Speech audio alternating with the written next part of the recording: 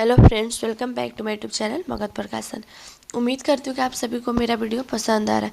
अगर आप सभी को मेरा वीडियो पसंद आ रहा है तो आप मेरे यूट्यूब चैनल को लाइक शेयर और सब्सक्राइब जरूर कीजिएगा। जैसा कि मैं अपने हर वीडियो में आप लोगों को बताई हूँ कि मैं हर दिन एक मॉडल सेट के 150 प्रश्नों का व्याख्या करूँगी। तो आज की इस वीडियो में हम लोग बात करेंगे मॉडल सेट 16 के 150 प्रश्नों के बारे में।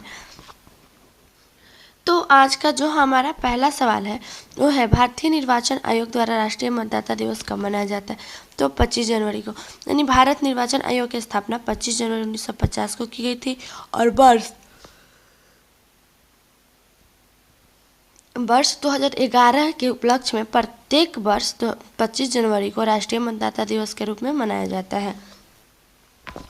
अगला सवाल है, निम्न में से कौन सा पशु मेला हिमाचल प्रदेश राज्य में लगता है? तो नलवारी मेला। यानी हिमाचल प्रदेश में नलवारी पशु मेला की शुरुआत 1989 में हुई थी और हिमाचल प्रदेश में अन्य मेला और त्यौहार भी हैं, जैसे कि डुंगरू मेला, साड़ी मेला, गोगा मेला, चिरबाल का त्यौहार, भरमौर जतरा मेला, इस तरह से है। अगला प्रश्न हमारा है, निम्न में से कौन सी ऑफ पॉपीज नामक पुस्तक के लेखक हैं? तो अमिताभ घोष। सी ऑफ पॉपीज पुस्तक के लेखक अमिताभ घोष है। इनके द्वारा लिखी गई अन्य पुस्तक भी हैं, जैसे nutmeg's curse, parables for a planet in crisis, the shadow lines, the hungry tide, flood of fire इत्यादि। इस तरह के बहुत सारी इन्होंने पुस्तक जो है लिखे हैं। अगला है, 42वें संशोधन द्वारा भारत के संविधान में नागरिकों के मौलिक कर्तव्य किस वर्ष जोड़े गए थे? तो ये जोड़े गए थे 1976 ईस्वी में। यानी 42वें संविधान संशोधन 1976 ईस्वी में किया गया था और इस संशोधन में मौलिक कर्तव्य को संविधान के भाग 4 क में अनुच्छेद 51 क के अंतर्गत रखा गया और मौलिक कर्तव्य जो है स्वर्ण सिंह समिति की सिफारिशों के आधार पर तैयार किया गया है। अगला प्रश्न है, उस संतृप्त भूमि वर्गीय इकाई को कहते हैं जो किसी कुएं तक पर्याप्त दर से पानी लाने में उसकी मदद करती है? तो वो है जलभूत। यानी कि जलभूत धरातल की सतह के नीचे चट्टानों का एक ऐसा स्तर है जहाँ की भूजल एकत्रित होता है और नलकूपों से जल यहीं से निकाला जाता है। जल भरा चूना पत्थर जैसे नरम चट्टाने की एक परत होती है। अगला है, किसने विक्रमशिला विश्वविद्यालय को स्थापित और नालंदा विश्वविद्यालय को पुनर्जीवित किया? तो जो पुनर्जीवित किया वो है धर्मपाल। यानी कि विक्रमशिला विश्वविद्यालय की स्थापना पाल वंश के शासक धर्मपाल ने किया था और ये विश्वविद्यालय बिहार राज्य के भागलपुर जिले में अवस्थित है और प्रसिद्ध पंडित अतीश दीपंकर यही शिक्षण करते थे और मान्यताओं के अनुसार 1158 ईस्वी के आसपास मुस्लिम आक्रमणकारियों ने बख्तियार खिलजी ने इसे नष्ट कर दिया और यह मध्यकाल से प्रसिद्ध तंत्रयान शाखा शिक्षा केंद्र था। भारत में स्किल इंडिया मिशन की फ्लैगशिप योजना कब शुरू हुई थी? तो फ्लैगशिप योजना जो है वो शुरू हुई थी 2015 ईस्वी में। यानी कि भारत में स्किल इंडिया मिशन की शुरुआत प्रधानमंत्री नरेंद्र मोदी के द्वारा 15 जुलाई 2015 से को किया गया और यह मिशन भारत के कौशल विकास और उद्यमिता मंत्रालय द्वारा प्रारंभ किया गया है। अगला है, अलाउद्दीन खिलजी ने शासनकाल के दौरान गयासुद्दीन तुगलक का गवर्नर था। तो ये गवर्नर था पंजाब के। यानी मैं आपको बता दूं कि अलाउद्दीन खिलजी ने शासनकाल के दौरान गयासुद्दीन तुगलक पंजाब का गवर्नर था और यह तुगलक वंश से संबंधित था और इसका मूल नाम था गाजी मलिक था और यह वर्ष 1320 से 1325 तक दिल्ली सल्तनत का जो है वो शासक भी रहा और शासक बनने के पूर्व कुतुबुद्दीन मुबारक खिलजी के शासनकाल ने उत्तर पश्चिम सीमांत प्रांत का गवर्नर बना था और यह दिल्ली सल्तनत का पहला शासक था जिसने अपने नाम के साथ गाजी शब्द भी जोड़ा था। स्वामी विवेकानंद ने वर्ष में शिकागो संयुक्त राज्य अमेरिका विश्व धर्म सम्मेलन में वेदांतिक दर्शन की सर्वोच्चता का उल्लेख किया था। तो उल्लेख किया था 1893 ईस्वी में। यानी कि 1893 ईस्वी में शिकागो अमेरिका में विश्व धर्म महासभा में स्वामी विवेकानंद ने भारत की ओर से वेदांत दर्शन पर अपना भाषण दिया और स्वामी विवेकानंद ने 1897 ईस्वी में रामकृष्ण मिशन की स्थापना किए थे और इसके बचपन का नाम नरेंद्रनाथ दत्त था और इनका जन्म 12 जनवरी 1863 में हुआ था और 12 जनवरी को राष्ट्रीय युवा दिवस भी मनाया जाता है। और इनकी समाधि जो है 4 जुलाई 1902 ईस्वी को बेलूर मठ यानी पश्चिम बंगाल में हुआ था। चिंगारा मध्य प्रदेश राज्य में लोकप्रिय एक संगीत वाद्य यंत्र है। तो ये है भट्टारी, ये यानी कि सिड्रंग। ठीक है,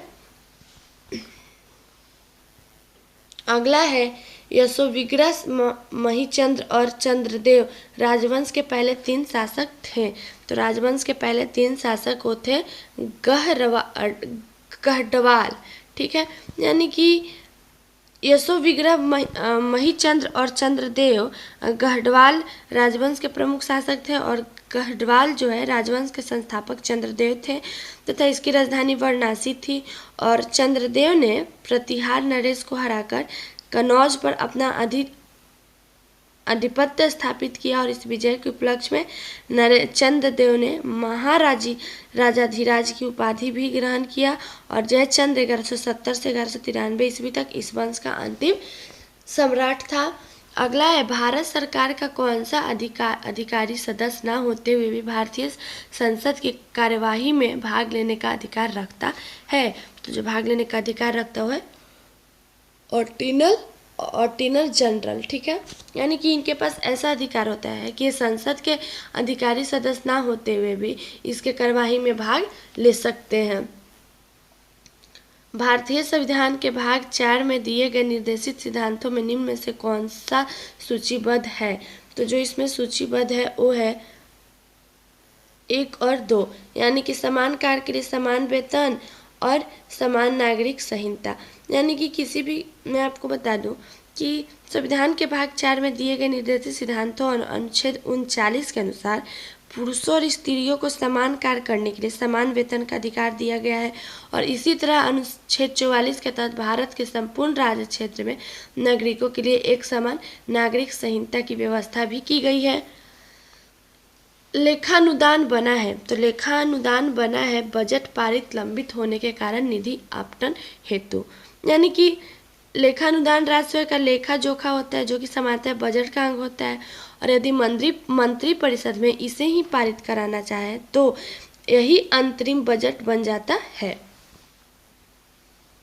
भारतीय संविधान दिवस मनाया जाता है। तो भारतीय संविधान दिवस मनाया जाता है 26 नवंबर को। यानी भारत में संविधान दिवस जो है, भारतीय संविधान दिवस 26 नवंबर 1949 में जो है इसका शुरुआत हुआ था और यह 26 जनवरी में पूर्णतः लागू हुआ। 26 जनवरी को इसी के लागू होने के पीछे जो कारण नहीं था वह था कि सर्वप्रथम 30 दिसंबर 1929 को कांग्रेस को लाहौर अधिवेशन में इसकी अध्यक्षता जवाहरलाल नेहरू ने राष्ट्रीय आंदोलन के लक्ष्य स्वराज में बदलकर पूर्ण स्वतंत्र घोषित किया था और 26 जनवरी 1930 को स्वतंत्रता दिवस मनाने की घोषणा की गई।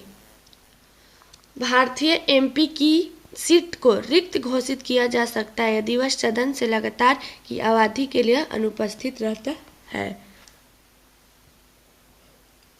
तो वो है 2 माह। यानी मैं आपको बता दूं कि संविधान अनुच्छेद 101 के अनुसार यदि संसद के किसी सदन का कोई सदस्य 60 दिनों की अवधि तक सदन ने अनुज्ञा के बिना उसके सभी अधिवेशनों को अनुपस्थित रहता है तो सदन में उसके स्थान को रिक्त घोषित कर सकता है। संविधान में 60 दिन की अवधि मुख्यतः 60 दिन का निरंतर अनुपस्थिति से संबंधित है और संविधान का यह अनुच्छेद तभी लागू होता है जब सदस्य निरंतर अनुपस्थित रहता है। अगला है उच्चतम न्यायालय की व्यवस्था अनुसार निजी भवनों के ऊपर राष्ट्रीय झंडे को फहराना के तहत एक नागरिक का मौलिक अधिकार है। तो एक नागरिक का मौलिक अधिकार है संविधान का अनुच्छेद 19(1)(a) में। ठीक है, यानी कि मैं आपको बता दूं कि 25 जनवरी 2004 को सर्वोच्च न्यायालय द्वारा दिए गए महत्वपूर्ण निर्णय के अनुसार तिरंगा फहराना नागरिकों का मौलिक अधिकार है और इस विषय में सरकार कानून नहीं बना सकती है। यह निर्णय भारतीय संविधान के अनुच्छेद 9(1)(a) के अंतर्गत लिया गया है जिससे कहा गया है कि नागरिकों को अपने घरों, भवनों और पूरे वर्ष राष्ट्रीय ध्वज फहराने का अधिकार है, लेकिन तिरंगे का गरिमा को कोई हानि नहीं पहुंचनी चाहिए। उन मौलिक अधिकारों का चयन करें जो भारतीय नागरिकों को प्राप्त है परंतु गैर नागरिकों को नहीं है। तो वो है 1 और 3, यानी कि पहला है भाषण एवं अभिव्यक्ति की स्वतंत्रता और अल्पसंख्यकों का अधिकार। ठीक है। भारत में ब्लॉक स्तर पर बनी पंचायत समिति ये केवल समन्वय और पर्यवेक्षी प्राधिकारी, ठीक है, प्राधिकारी, यानी कि पंचायत समिति ब्लॉक स्तर पर शासन के स्थानीय इकाई मानी जाती है और इसे प्रशासनिक ब्लॉक भी कहा जाता है, जो कि ग्राम पंचायत और जिला परिषद के मध्य की कड़ी होती है और यह समन्वय और पर्यवेक्षी प्राधिकारी के रूप में कार्य करती है। एक नया राज्य बनाने में संवैधानिक संशोधन के लिए कैसा बहुमत चाहिए? तो उसे बहुमत जो चाहिए वो है साधारण बहुमत, यानी कि नए राज्यों की स्थापना, नए राज्यों के निर्माण, विद्यमान राज्यों का नाम या सीमाओं क्षेत्रों का परिवर्तन से संबंधित विधायक संसद के दोनों सदनों में उपस्थित सदस्यों के साधारण बहुमत और मतदान द्वारा पारित किए जाते हैं और अनुच्छेद 368 के संदर्भ में ऐसे विधायकों को संविधान संशोधन विधायक नहीं माना जाता है। भारत के राष्ट्रपति अपनी शक्तियों का प्रयोग करते हैं, तो ये अपने शक्तियों का प्रयोग करते हैं सीधे अथवा अपने अधीनस्थ अधिकारियों द्वारा, यानी कि भारतीय संविधान के अनुच्छेद 53 के अनुसार राष्ट्रपति अपने शक्तियों का प्रयोग प्रत्यक्ष रूप से स्वयं एवं अधीनस्थ अधिकारियों द्वारा कर सकता है। हालांकि कुछ ऐसे अपवाद होते हैं जिनके साथ संघ के कार्यपालिका शक्ति राष्ट्रपति को निहित होती है और व्यवहार रूप में कार्यकारी शक्तियों का प्रयोग प्रधानमंत्री द्वारा अपने मंत्रिमंडल की सहायता के लिए भी किया जाता है। और मैं उम्मीद करती हूँ कि मैं जो भी आप लोगों को बताने की कोशिश कर रही हूँ, समझाने की कोशिश कर रही हूँ, तो ये मेरा जो मेहनत है आप लोगों तक पहुँच रहा है। अगला है व्यापार करने की सुविधा सूचांकक कौन बनाता है एवं प्रकाशित करता है? तो ये जो है वो विश्व बैंक समूह बनाता है और प्रकाशित करता है। यानी ease of doing business index विश्व बैंक समूह द्वारा निर्मित एक सूचांकक है और यह एक संपूर्ण रेखाचित्र है जिसमें विभिन्न मानदंड शामिल है और एक ऐसा देश में ईज ऑफ डूइंग बिजनेस है जो कि प्रभावित करते हैं और इसी सूची में शीर्ष रैंक वाले देश का अर्थ है कि यह उस देश को परिस्थिति और वातावरण के फर्मों के लिए व्यवसाय आरंभ करने का परिचालन करने हेतु सहायक और अनुकूल है। ठीक है। भारत में सेवा कर किसकी सिफारिशों से लागू हुआ? तो भारत में सेवा कर जो है वो राजा ले चैल्या समिति के सिफारिशों से लागू हुआ।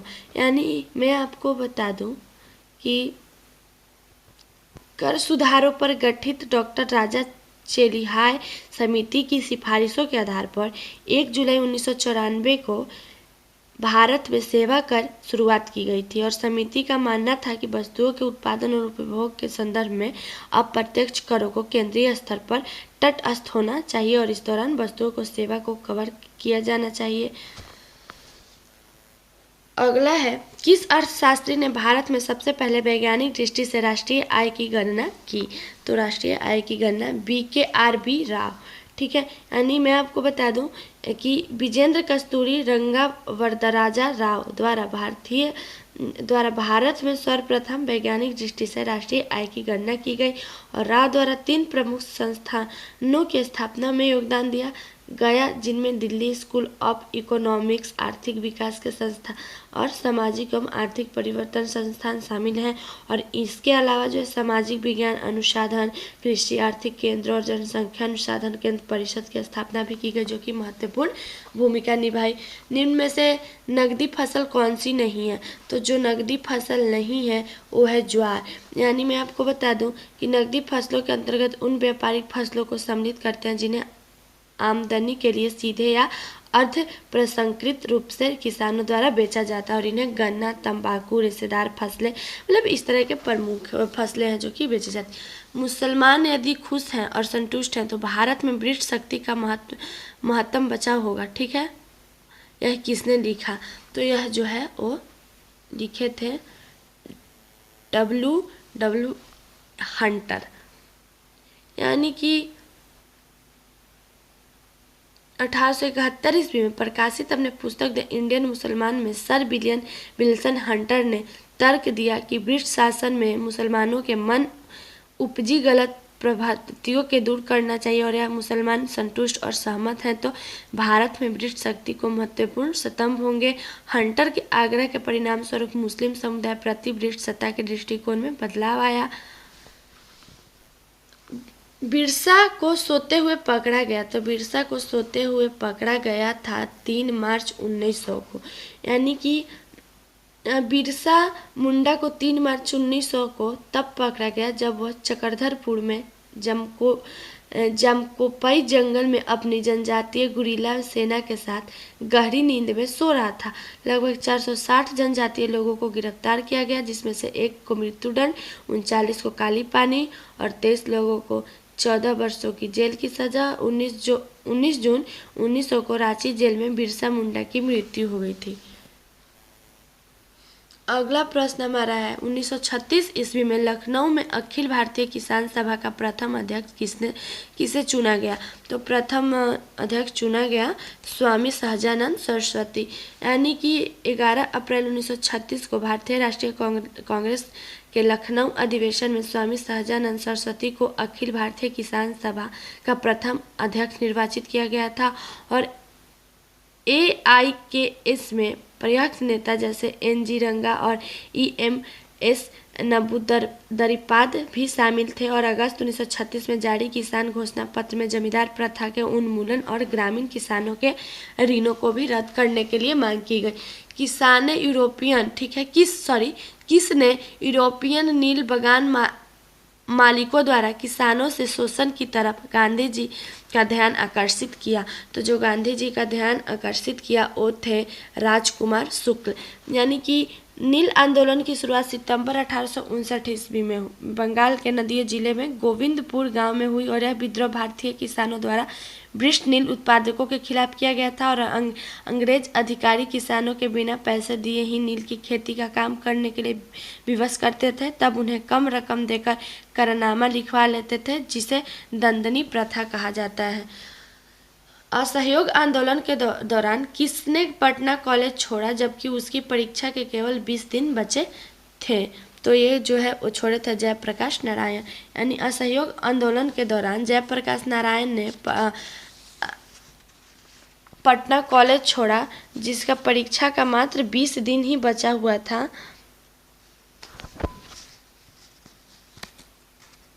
और उन्होंने जो है मौलाना अबुल कलाम आज़ाद द्वारा अंग्रेजी शिक्षा त्याग के आह्वान का अत्यधिक प्रभावित थे और जयप्रकाश ने मौलाना से प्रभावित होकर अपनी परीक्षा आरंभ होने से मात्र 20 दिन पूर्व पहले क्या किया? पटना का कॉलेज छोड़ दिया और जयप्रकाश ने डॉक्टर राजेंद्र प्रसाद द्वारा स्थापित बिहार विद्यापीठ कॉलेज में दाखिला लिया और गांधीवादी डॉक्टर अनुग्रह नारायण सिन्हा के प्रमुख विद्यार्थियों में शामिल हो गए। लंदन में 13 मार्च 1940 को सर माइकल ओ डायर को गोली से मारा, तो उसे गोली से मारा तो वो है उधम सिंह, यानी कि सर माइकल ओ डायर 1912 से 1919 तक पंजाब के लेफ्टिनेंट गवर्नर थे, जो कि जलियांवाला बाग हत्याकांड का प्रमुख आरोपी होने के कारण 13 मार्च 1940 को उधम सिंह ने लंदन के कैक्सटन हॉल में डायर की हत्या कर दी, जो कि जनरल डायर ने जनरल के रूप में अमृतसर हत्याकांड में एक सही कार्य बताया था। भारतीय क्रांति की जननी किसे कहा जाता है? तो भारतीय क्रांति को मैडम भिखाजी रुस्तम कामा, यानी मैडम भिखाजी रुस्तम कामा को भारतीय क्रांति की जननी कहा गया है और इन्होंने ब्रिटेन, जर्मन तथा अमेरिका का भ्रमण कर भारत की स्वतंत्रता के पक्ष में माहौल बनाया और यह जर्मन के स्टटगार्ट में 22 अगस्त 1907 को हुई 7वीं अंतर्राष्ट्रीय कांग्रेस भारत का प्रथम तिरंगा राष्ट्रध्वज फहराने के लिए विख्यात है। अगला है अखिल भारतीय फॉरवर्ड ब्लॉक की स्थापना के लिए सुभाष चंद्र बोस से कौन जुड़े और INA आंदोलन के साथ भी जुड़े रहे? तो वो हैं बैकुंठ शुक्ल। यानी मैं आपको बता दूं कि बिहार के सक्रिय कार्यकर्ता Shilabhadra Yadav ji all India forward block की स्थापना करने हेतु 1939 ईस्वी में बोस की पार्टी में शामिल हो गए और यह द्वितीय विश्व युद्ध के दौरान सुभाष चंद्र बोस के आह्वान पर जापान और जर्मनी और की सहायता से गठित नेशनल इंडियन आर्मी के साथ सक्रिय रूप से जुड़े और शीलभद्रयाजी ने भारत में सामाजिक प्रणाली में सुधार करने हेतु जातिगत पूर्वाग्रहों और अन्य सामाजिक बुराइयों के विरुद्ध में आवाज उठाई। अगला है चिटगांव शस्त्र छापामारी की योजना किसके द्वारा बनाई गई थी? तो ये योजना जो है वो बनाई गई थी सूरसेन के द्वारा। यानी चिटगांव शस्त्रागार हमला मुख्यतः एक क्रांतिकारी घटना थी और सूरसेन के नेतृत्व में भारतीय सशस्त्र स्वतंत्रता सेनानियों ने 18 अप्रैल 1930 को चिटगांव शस्त्रागार, जो कि वर्तमान में बांग्लादेश में है, और पर हमला कर शस्त्रागार सिपाहियों और सहायकों सेनाओं को हथियार लूटने का प्रयास किया गया था। ब्रिटिश हाउस ऑफ कॉमन्स में चुने जाने वाले दादा भाई नौरोजी प्रथम भारतीय थे जिन्होंने इस दल की टिकट पर चुनाव लड़ा। तो इन्होंने इस टिकट पर चुनाव लड़ा उदारवादी दल, यानी कि दादा भाई नौरोजी वर्ष 1892 में ब्रिटिश हाउस ऑफ कॉमन्स में चुने जाने वाले पहले भारतीय थे जिन्होंने उदारवादी दल के टिकट पर चुनाव लड़ा। और नौरोजी को भारतीय राजनीति का पितामह कहा जाता है, जो वर्ष 1886 तथा 1906 में वो इंडियन नेशनल कांग्रेस के अध्यक्ष नियुक्त किए गए। चीनी यात्री स्युंग युंग ने भारत यात्रा की थी। स्युंग युंग ने भारत यात्रा की थी, तो उन्होंने भारत यात्रा की थी 515 ईस्वी से 520 ईस्वी। यानी चीनी यात्री स्युंग युंग 518 ईस्वी भारत आया था और तुनवांग का निवासी था। लोंग यंग ने अपना प्रवास के दौरान वेई राजवंश की साम्राज्य ने उसे भारत जाने, वहाँ उसकी ओर से बौद्ध स्थलों पर धार्मिक भेंट चढ़ाने और बौद्ध धर्म ग्रंथों चीन में लाने को कहा था। निम्न में से किस हड़प्पाकालीन स्थल से हल का टेराकोटा प्राप्त हुआ? तो ये टेराकोटा प्राप्त हुआ बनावली, यानी हल का टेराकोटा मॉडल हड़प्पाई स्थल चिलिस्तान और बनावली हरियाणा से प्राप्त हुआ। और बनावली में पाया गया टेराकोटा हल मॉडल बहुत महत्वपूर्ण है क्योंकि हड़प्पा संस्कृति में अपना अब तक पाए गए नमूने में से एक पूर्ण नमूना है और इसे पूर्व राजस्थान कालीबंगा के उत्खनन के दौरान आरंभिक जूते हुए कृषि क्षेत्र में साक्ष्य प्राप्त हुआ था। कलिंग नरेश खारवेल का संबंध था, तो इनका संबंध था महामेघवाहन वंश से। अगला है किस प्रकार की भूमि को अपृहत कहा जाता था? तो वो कहा जाता था बिना जोती हुई जंगली भूमि, यानी कि गुप्त काल के दौरान अकृषित वन भूमि क्षेत्र को अपृहत के नाम से जाना जाता था या खील या परती भूमि के समान थी। गुप्त काल में भूमि रिकॉर्ड 5 प्रकार की भूमियों का वर्णन करते थे जिसमें अपृहत एक थी। उदंतपुर शिक्षा केंद्र निम्न में से किस राज्य में अवस्थित था? तो ये अवस्थित था बिहार में, यानी कि उदंतपुरी बिहार शरीफ का एक बौद्ध महावीर था जो कि वर्तमान में बिहार में है और इसकी स्थापना 8वीं शताब्दी में पाल सम्राट गोपाल एक द्वारा की गई थी और इसमें भारत का दूसरा सबसे प्राचीन महावीर माना जाता है जो कि मगध में स्थित था, जो कि 1193 ईस्वी में मोहम्मद बिन बख्तियार खिलजी द्वारा नालंदा के साथ साथ इसे विश्वविद्यालय को भी नष्ट कर दिया गया था। फारसी यात्री अब्दुर्रज्जाक भारत में किस राज्य के शासनकाल में आया था? तो आया था देवराय II के शासनकाल में, यानी कि एक ब्रिटिश अधिकारी सर लियोनेल जॉर्ज कुर्टिस के भारत के डायकरी दैवत शासन के जनक के रूप में जाना।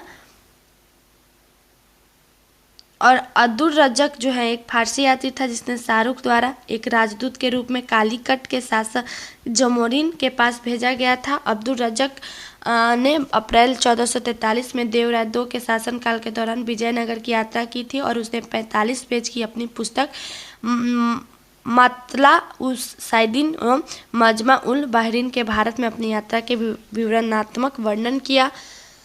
दैवत शासन जनक किसे माना जाता है? तो एक ब्रिटिश अधिकारी, मैं आपको बता दूं कि इसे शासन जो माना जाता है, जनक जिसे माना जाता है वो है सर लियोनेल कर्टिस, यानी कि ये ब्रिटिश अधिकारी के लियोनेल जॉर्ज के के भारत में डायक्रिट द्वैध शासन का जनक के रूप में जाना जाता है और 1915 में उन्होंने इस प्रणाली का सुझाव दिया था, जिसमें बाद में वो डायक्री के नाम दिया गया।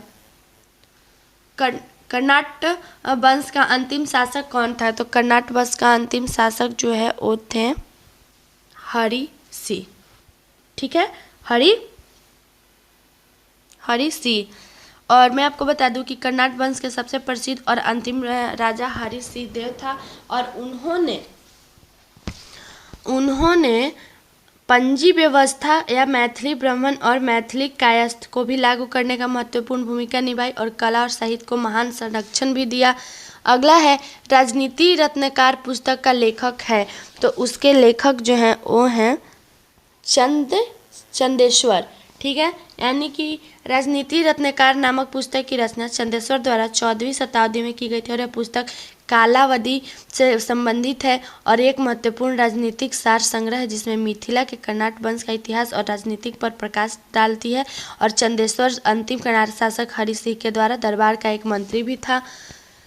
दक्षिण अमेरिका में मध्य अक्षांशीय घास के मैदान का क्या नाम है? तो उस मैदान का नाम है पम्पास। यानी कि मध्य अक्षांशीय घास के मैदानों को दक्षिण अमेरिका में पम्पास के नाम से जाना जाता है और उत्तरी अर्जेंटीना और उरुग्वे एवं ब्राज़ील तक विस्तृत घास के मैदान में पम्पास अर्जेंटीना के मध्यवर्ती क्षेत्र के आच्छादित कवर करता है, जो कि ब्यूनस आयर्स सिटी के चारों ओर लगभग 1000 किलोमीटर क्षेत्र तक फैला हुआ है। ग्रेट विक्टोरियन मरुस्थल कहाँ स्थित है? तो ये स्थित है ऑस्ट्रेलिया में। यानी कि मैं आपको बता दूं कि पश्चिम ऑस्ट्रेलिया और दक्षिण ऑस्ट्रेलिया में स्थित ग्रेट विक्टोरिया मरुस्थल छुटपुट आबादी वाला एक क्षेत्र है और यहाँ ऑस्ट्रेलिया का सबसे बड़ा तथा दुनिया का तीसरा सबसे बड़ा मरुस्थल है, जो कि कई छोटे रेतीले पहाड़ों और घास के मैदान, रोड़ी बजरी की तरह वाले क्षेत्रों में लवणीय झील से बना है। निम्नलिखित सागरों में से किसमें औसत लवणता सर्वाधिक है? तो जो है वो है मृत सागर। मृत सागर एक अति लवणीय खारे पानी की झील है, जो कि जॉर्डन के पूर्व तथा इजराइल और फिलिस्तीन के पश्चिम स्थित है, जो कि 34.2% खारेपन के साथ इसका जल महासागर के जल की तुलना में 9.6 गुना अधिक खड़ा है और विश्व में जल के सर्वाधिक खारे जलाशय में से एक है। अगला है निम्नलिखित किस पहाड़ी पर पूर्वी घाट पश्चिमी घाट से मिलता है? तो वो मिलता है नीलगिरी पहाड़ी। यानी नीलगिरी की पहाड़ी पश्चिम घाटों और पूर्वी घाटों के संगम स्थल का निर्माण करते हैं और यह पहाड़ियाँ दक्षिण भारत में पश्चिमी तमिलनाडु, कर्नाटक और केरल राज्यों में पश्चिमी घाटों का एक भाग का निर्माण करती है। और नीलगिरी पहाड़ी नीलगिरी जैव मंडल रिजर्व का भाग है, जो कि यूनेस्को के विश्व जैव मंडल रिजर्व नेटवर्क में शामिल है। अगला प्रश्न है निम्न स्थानों में कहाँ तांबा उद्योग स्थापित है? तो वो स्थापित है खेतड़ी में। यानी कि राजस्थान में झुंझुनू जिले में स्थित खेतड़ी अपने तांबा समूह के लिए जाना जाता है, जो कि सांद्रक एवं परिष्करण शाला और तांबा उत्पादन के साथ भारत में सबसे बड़ी तांबा खदानों में से एक। और इस शहर का निर्माण भारत सरकार का सार्वजनिक क्षेत्र में उपक्रम हिंदुस्तान कॉपर लिमिटेड का नियंत्रण किया गया था। बिहार का प्रथम मुस्लिम विजेता कौन था? तो उसका प्रथम मुस्लिम विजेता थे बख्तियार खिलजी। यानी मोहम्मद बिन बख्तियार खिलजी कुतुबुद्दीन ऐबक के सहायक सेनापति था। वह 1193 ईस्वी में बिहार को जीतने वाला प्रथम मुस्लिम विजेता था और 1193 में अपने आक्रमण के दौरान उसने कई बिहार और विश्व प्रसिद्ध नालंदा विश्वविद्यालय, विक्रमशिला विश्वविद्यालय को नष्ट कर दिया और हजारों बौद्ध साधुओं को हत्या कर दी थी और उसने 1203 ईस्वी में बिहार को अपने अधीन कर लिया था। मार्स गैस का दूसरा नाम क्या है? तो मार्स गैस का दूसरा नाम जो है वो है मीथेन। यानी मैं आपको बता दूं कि CH4 यानी मीथेन गैस का, ठीक है, CH4 यानी मीथेन गैस का मार्स गैस भी कहते हैं और यह बहुत ज्वलनशील गैस है और यह पानी में बहुत घुलनशील नहीं है और यह पृथ्वी पर ग्रीन हाउस प्रभाव के लिए उत्तरदायी है और यह गैस मानव बीमारियों का कारण भी बनता है, जैसे बेहोशी, घुटन इत्यादि। पोलियो का टीका निम्न में से किसने विकसित किया था? तो पोलियो का टीका जो है वो विकसित किए थे जोनास साल्क ने। यानी कि पोलियो एक वायरस का नाम है और यह मानव शरीर के मस्तिष्क और रीढ़ की हड्डी को गंभीर रूप से हानि पहुंचाता है। पोलियो वायरस का टीका की खोज जो है जोनास साल्क ने किया। वर्ष 2016 में भारत में पोलियो मुक्त को देश घोषित किया गया और जोनास साल्क ने जन्म दिवस 24 अक्टूबर विश्व पोलियो दिवस के रूप में मनाया जाता है। बैकेलाइट निम्न संघनन किससे बनता है? तो वो बनता है फिनॉल तथा ब्रोमीलिड हाइड। ठीक है। निम्नलिखित में से किस विटामिन को एर्गोकैल्सिफेरॉल कहते हैं? ठीक है, एग्रीकैल्सिफेरॉल कहते हैं। तो वो कहते हैं हम लोग विटामिन D2 को। यानी कि मैं आपको बता दूं कि विटामिन D2 और कैल्सिफेरॉल के नाम से भी जाना जाता है और विटामिन डी का एक प्रकार है जो कि भोजन में पाया जाता है और इसका प्रयोग संपूरक आहार के रूप में किया जाता है। जैसे हाइपोपैराथायरॉयडिज्म के कारण इसका प्रयोग लो ब्लड कैल्शियम के लिए किया जाता है। अगला है इंसुलिन है। तो इंसुलिन जो है वो है प्रोटीन। यानी कि इंसुलिन एक हार्मोन है जो कि रक्त के शर्करा के स्तर को नियंत्रित करता है और यह पेप्टाइड हार्मोन और यह एक प्रोटीन है। निम्न में से कौन प्रतिजैविक औषधि है? तो जो प्रतिजैविक औषधि है वो है क्लोरोमेफेनिकॉल। ठीक है, क्लोरोमेफेनिकॉल।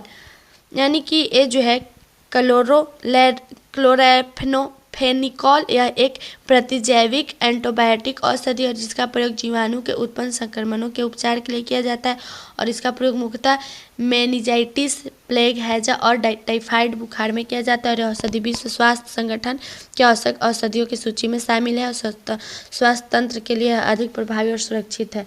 निम्नलिखित में कौन सा हार्मोन स्तन ग्रंथियों को दुग्ध स्राव होने में भूमिका निभाता है? तो वो है ऑक्सीटोसिन। ठीक है, दूध पिलाने वाली माताओं को ऑक्सीटोसिन स्तनों या दूध उत्क्षेपण से दूध उत्सर्जन के लिए उत्तरदायी होता है। ठीक है, और यह स्तनीय ग्रंथियों के रूप में कार्य करता है जो कि दूध को उपक्षेत्रिका कटोरे में जाने की अनुमति देता है जहां इसे स्तनग्रा की उत्सर्जित किया जा सकता है और दूध मुहा बच्चा उत्तरकालीन यानी सलेस्मीय यानी पिट्यूटरी से ऑक्सीटोसिन का उत्सर्जित करने के लिए एक उपयुक्त उद्दीपक है।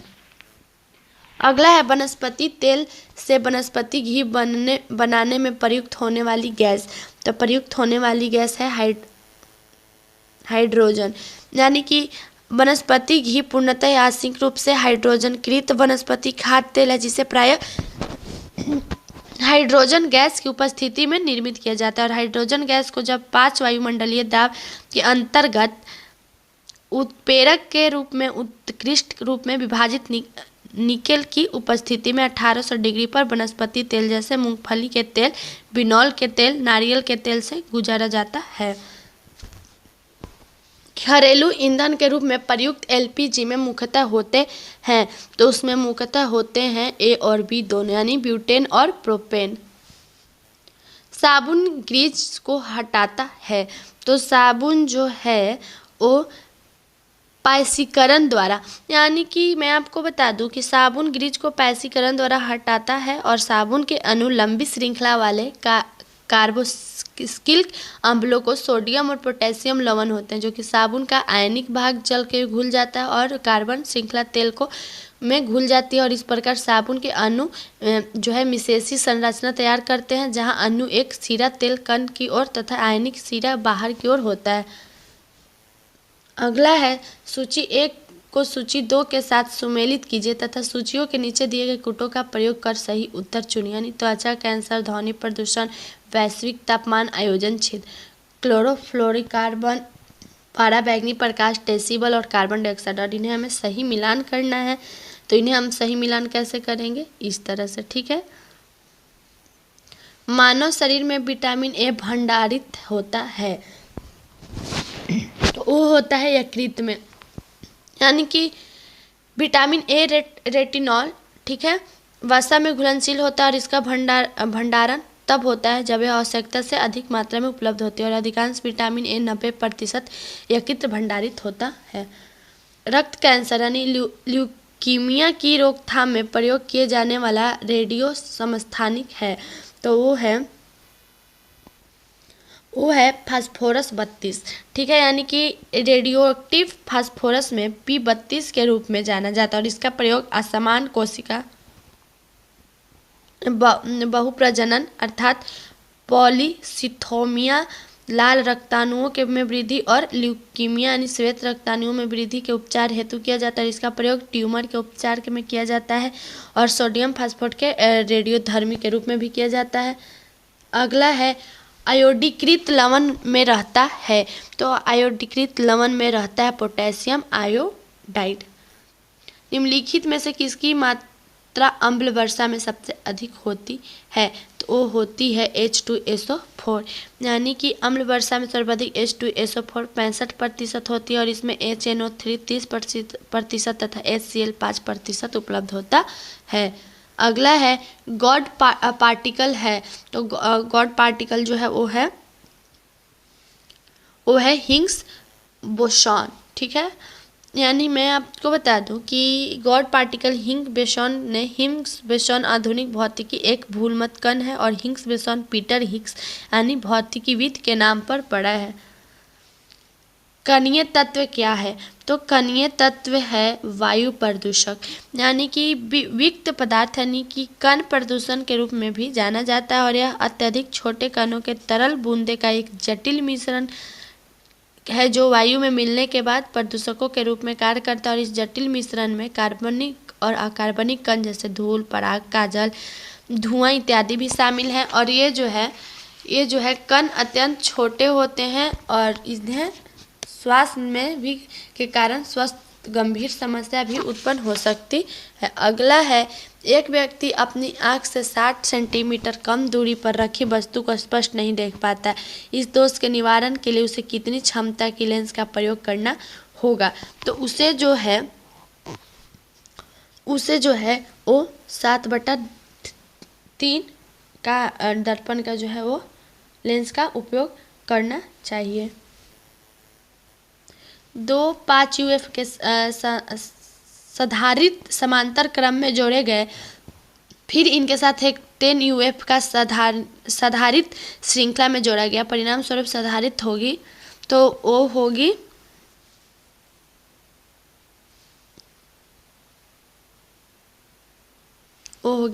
5 UF। अगला है निम्नलिखित युग्मों में से किन भौतिक राशियों के समान विमीय सूत्र नहीं है, तो जो विमीय सूत्र नहीं है वो है बल एवं दाब, यानी कि बल एवं दाब जो है वो विमीय सूत्र नहीं है। अगला है इलेक्ट्रॉन के खोजकर्ता थे, तो इलेक्ट्रॉन के खोजकर्ता थे J.J. थॉमसन, यानी कि इलेक्ट्रॉन की खोज J.J. थॉमसन ने 1896 ईस्वी में किया, जो कि रीना वेस है। ठीक है, 1896 ईस्वी में किया, जो कि रीना वेस है। अगला है निम्नलिखित में से कौन सी बीमारी जीवाणु के कारण होती है, तो जीवाणु के कारण होती है कुष्ठ रोग, यानी मानव में कुष्ठ रोग माइकोबैक्टीरियल लेप्री नामक जीवाणु संक्रमण से होता है और इसमें संक्रमित अंग की त्वचा का सड़ना, सुन्न पड़ जाना, हाथ पैर और उंगलियों को विकृत उत्पन्न हो जाना, संक्रमित अंगों को फेफड़े निकाल जाना, इस तरह के जो मुख्य लक्षण होते हैं। राष्ट्रीय विज्ञान दिवस कब मनाया जाता है, तो राष्ट्रीय विज्ञान दिवस 28 फरवरी को मनाया जाता है, यानी कि रमन प्रभाव की खोज के उपलक्ष्य में प्रत्येक वर्ष 28 फरवरी को विज्ञान दिवस मनाया जाता है। रमन प्रभाव की खोज डॉक्टर C.V. रमन ने किया था। अगला प्रश्न है समस्थानिक गुणे पाए जाते हैं, तो समस्थानिक गुणे पाए जाते हैं परमाणु में, यानी कि समान परमाणु क्रमांक परंतु विभिन्न परमाणु द्रव्यमानों या द्रव्यमान संख्याओं के परमाणु को समस्थानिक कहते हैं। अगला है लाल रुधिर कणिकाएं को बनाती है, तो वो बनाती है अस्थमज्जा। ठीक है, यानी लाल रक्त कण जो है RBCS के केंद्रक नहीं होता था तथा उपवतल होते हैं, जो कि RBCS का निर्माण अस्थिर मज्जा यानी बोन मार्वे में होता है और भ्रूमण अवस्था में इसका निर्माण यकृत और पलीहा में होता है और इसका जीवन काल 20 से 120 दिन तक होता है और इसकी मृत्यु यकृत और पलीहा में होती है और इसलिए यकृत में पलीहा को RBCS कब्र कहा जाता है। अगला है प्रथम 10 धनात्मक एवं विषम संख्याओं का औसत और प्रथम 15 धनात्मक सम संख्याओं का औसत का गुणनफल ज्ञात करें। ठीक है, तो इसका हमें गुणनफल जो है वो ज्ञात करना है। तो हम जानते हैं कि मतलब प्रथम n विषम संख्याओं का औसत n होगा। ठीक है, प्रथम विषम संख्याओं का औसत n होगा तथा प्रथम n सम संख्याओं का औसत जो होगा, प्रथम सम संख्याओं का औसत n+1। ठीक है, यानी प्रथम 10 धनात्मक, ठीक है, 10 धनात्मक विषम संख्याओं का औसत, तो हम लिखेंगे कि प्रथम 10 धनात्मक विषम संख्याओं का औसत इक्वल टू 10 में जो बोल रही हूँ उसे आप लोग नोट कीजिएगा, क्योंकि मैं अपने हर वीडियो में आप लोगों को बताई हूँ कि स्पेस ना होने की वजह से मैं कुछ वर्ड्स नहीं लिखती हूँ, बस मेन वर्ड लिखती हूँ जिसे समझना बहुत ज़रूरी है। तो मैं जो बोलती हूँ, एक्सप्लेन करती हूँ, उससे आप लोग नोट कीजिए और जो मैं लिख रही हूँ उससे भी आप लोग नोट कीजिए, ताकि आगे इससे जुड़े कभी भी कोई सवाल मिले तो आप लोग आसानी से बना लें। और मैं एक बात और बोलूँगी कि नोट करने से ज़्यादा बेटर है कि आप लोग इसे समझें, अच्छे से समझें, ताकि आप लोगों को बिना नोट किए ही आप किसी भी मैथ को आसानी से बना सकते हैं। ठीक है, तो ये हो गया। अब प्रथम में जो है वो 15 धनात्मक सम संख्याओं का औसत पूछा। ठीक है, 15 धनात्मक सम संख्याओं का औसत equal to 15 plus 1 equal to 16। ठीक है, 16 हो गया। अब यहाँ तक आप लोग समझ गए कि 16 हो गया। अब हमें अपशिष्ट गुणनफल ज्ञात करना है, तो हम लोग क्या करेंगे, अब हमें क्या करना है, अपशिष्ट गुणनफल ज्ञात करना है। तो लिखेंगे अपशिष्ट गुणनफल इक्वल टू 16 गुना 10 या 10 गुना 16 भी लिख सकते हैं इसको। तो क्या हो गया, 160। एक दुकानदार किसी वस्तु की अंकित मूल्य के 4/5वें भाग पर बेचता है और उसे 3 गुना 1/3% की हानि होती है। यदि वह वस्तु को अंकित मूल्य पर बेचता है तो प्रतिशत लाभ ज्ञात करें निकटतम पूर्णांक तक। ठीक है, तो माना कि अंकित मूल्य क्या है, 100 रुपया। माना कि अंकित मूल्य इक्वल टू 100 रुपया, तो हमारा विक्रय मूल्य क्या है, तो 100 गुना 4/5। ठीक है, 100 गुना 4/5 इक्वल टू 80 रुपये। ठीक है, अब क्रय मूल्य क्या है, तो क्रय मूल्य इक्वल टू 80 गुना 100/100 माइनस 10/13। ठीक है, 3 होगा। यहाँ तक आप लोग समझ गए। अब मैं फिर से इसको मिटा रही हूँ। 3, अब यहाँ पर लिख सकते हैं हम लोग 80 गुना 300/290। अब हम लोग इसे जो है वो क्या करेंगे, गुना करके डिवाइड कर देंगे, तो हमारे पास टोटल कितना आ जाएगा, 82.75। ठीक है, अब नया विक्रय मूल्य इक्वल टू अंकित मूल्य। ठीक है, क्या लिखेंगे, नया विक्रय मूल्य इक्वल टू अंकित मूल्य इक्वल टू 100 रुपया। ठीक है, नया विक्रय मूल्य इक्वल टू अंकित मूल्य इक्वल टू 100 रुपये। तो अब हमें प्रतिशत लाभ ज्ञात करना, तो क्या लिखेंगे, प्रतिशत लाभ इक्वल टू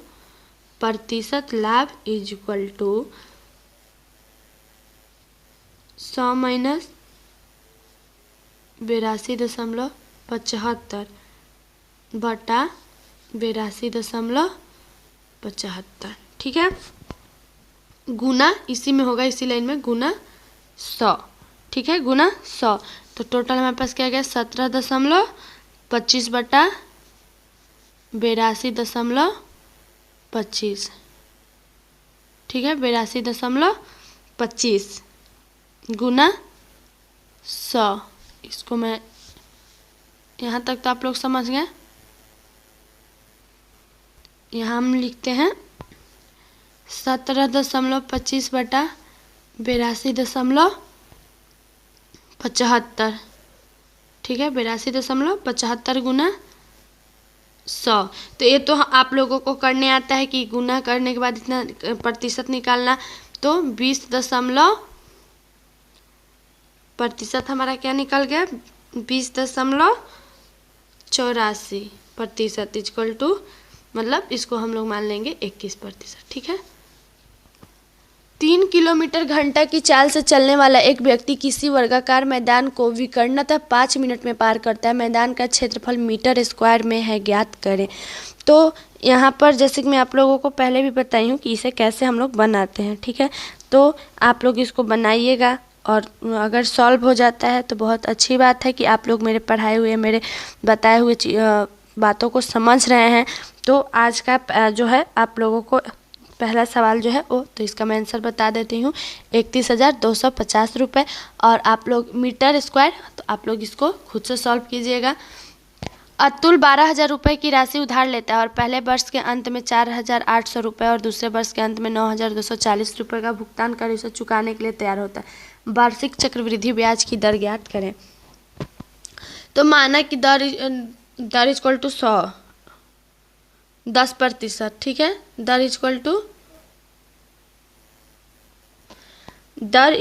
10 पर पहले का वर्ष मिश्रधन क्या था, 12,000। तो 12,000 गुना 110/100, ठीक है, इक्वल टू 13,200, ठीक है, 13,200। अब शेष राशि 13,200 माइनस क्या कर देंगे, शेष राशि इक्वल टू 13,200 माइनस 4,800।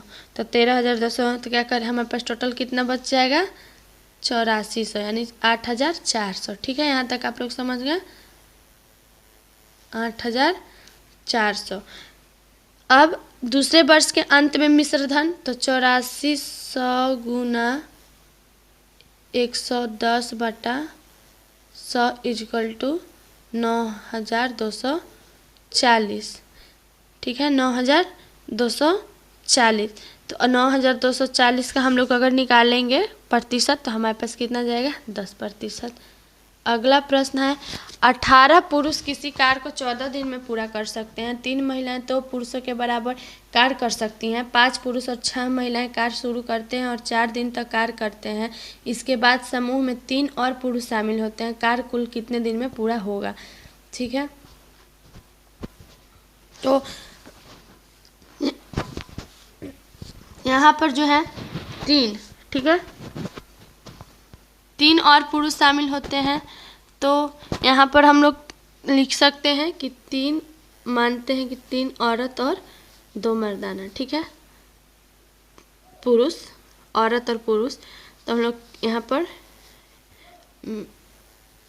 करेंगे 2:3, ठीक है। तो अब हमारे पास 18 है, ठीक है। तो 18 आदमी मतलब 18 पुरुष गुने 14 दिन इक्वल टू 5 मर्दाना और 6 औरत गुना x, ठीक है। समझ में आ रहा है? अगर कहीं भी कोई कन्फ्यूजन हो, तो जैसे मैं अपने हर वीडियो में आप लोगों को बार बार बोलती हूँ कि कहीं भी कुछ ना समझ में आए या कोई भी कन्फ्यूजन हो तो आप लोग बेझिझक पूछिए और मैं उसको कोशिश करूँगी कि एक्सप्लेन अच्छे से कर दूँ, ठीक है। 18 गुना 3, ठीक है, 18 गुना 3 गुना 14 इक्वल टू 5 गुना 3 प्लस 6 गुना 2 गुना x, यानी कि x इक्वल टू 18 गुना 3 गुना 14/27 इक्वल टू 28 दिन, ठीक है, 28 दिन। अब 28 दिन यहाँ तक आप लोग समझ गए, टोटल 28 दिन, ठीक है, 28 दिन। 28 दिन में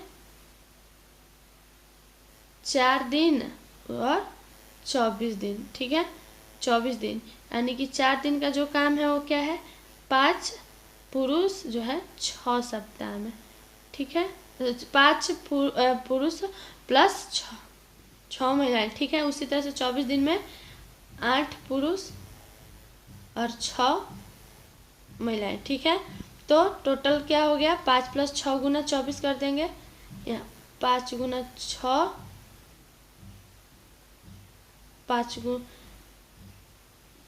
मैं इसको और अच्छे से कर दूं, यहाँ तक तो आप लोग समझ गए।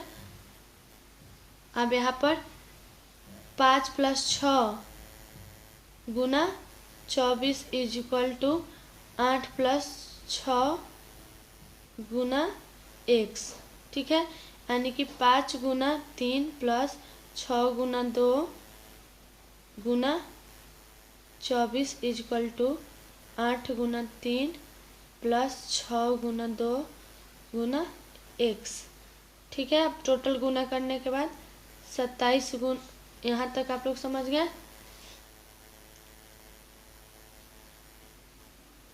अब 27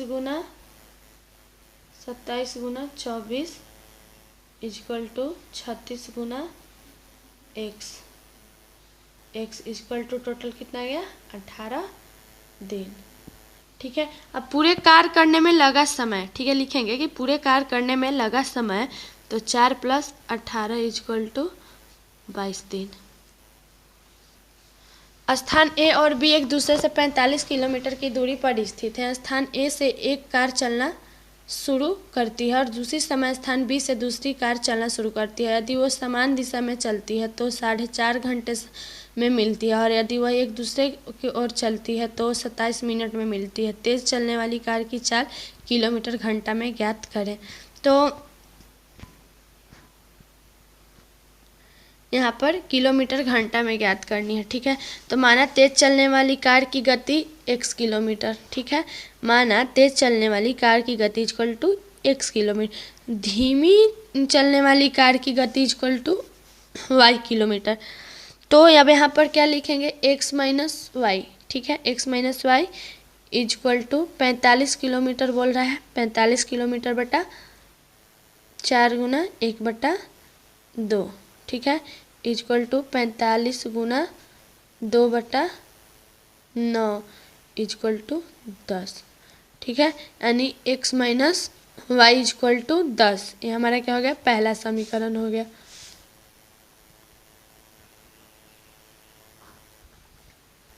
अब आगे, तो आगे इसको क्या करेंगे, x प्लस वाई, ठीक है, x plus y equal to 45/27/60 equal to 45 गुना 60/27 इक्वल टू 100, तो x plus y equal to 100, यानी कि हमारा दूसरा समीकरण।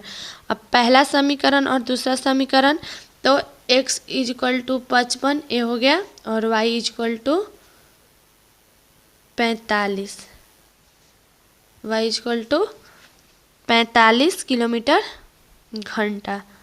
समीकरण 1 और 2 से क्या कर देंगे, माइनस कर देंगे, तो हमारा इतना आ जाएगा।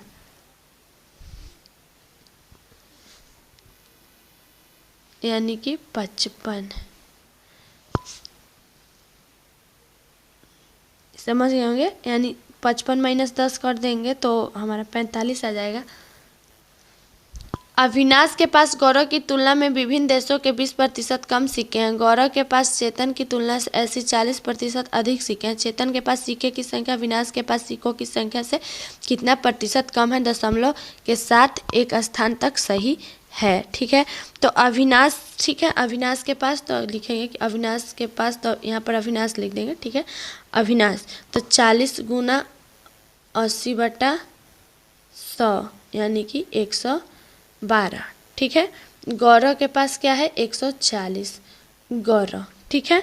चेतन के पास क्या है, यहाँ पर चेतन के पास क्या है, 100, चेतन के पास 100। तो अब हमें प्रतिशत को, जो अपशिष्ट प्रतिशत हम लोग किस तरह से निकालेंगे, तो 112 माइनस 100 बटा 112 गुना 100, ठीक है, इस तरह से कर दिए हम लोग।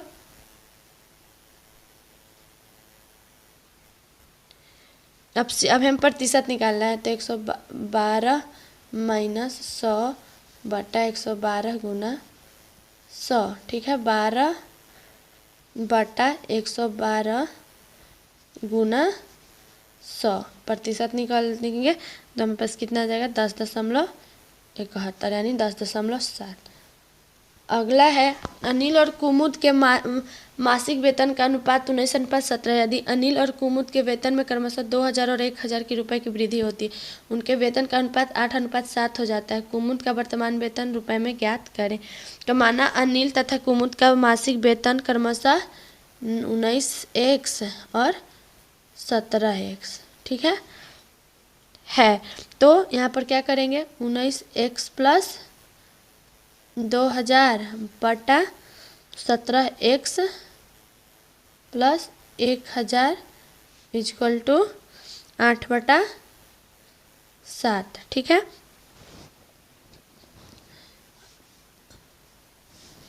यहाँ तक आप लोग समझ गए अब,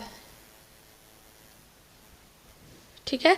तो अब 133x प्लस 14000, ठीक है, 14000 इक्वल टू 136x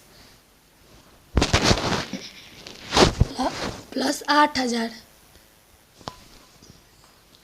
यानी कि 3x इक्वल टू 6000, यानी कि x इक्वल टू 6000/3, यानी कि 2000, ठीक है, 2000।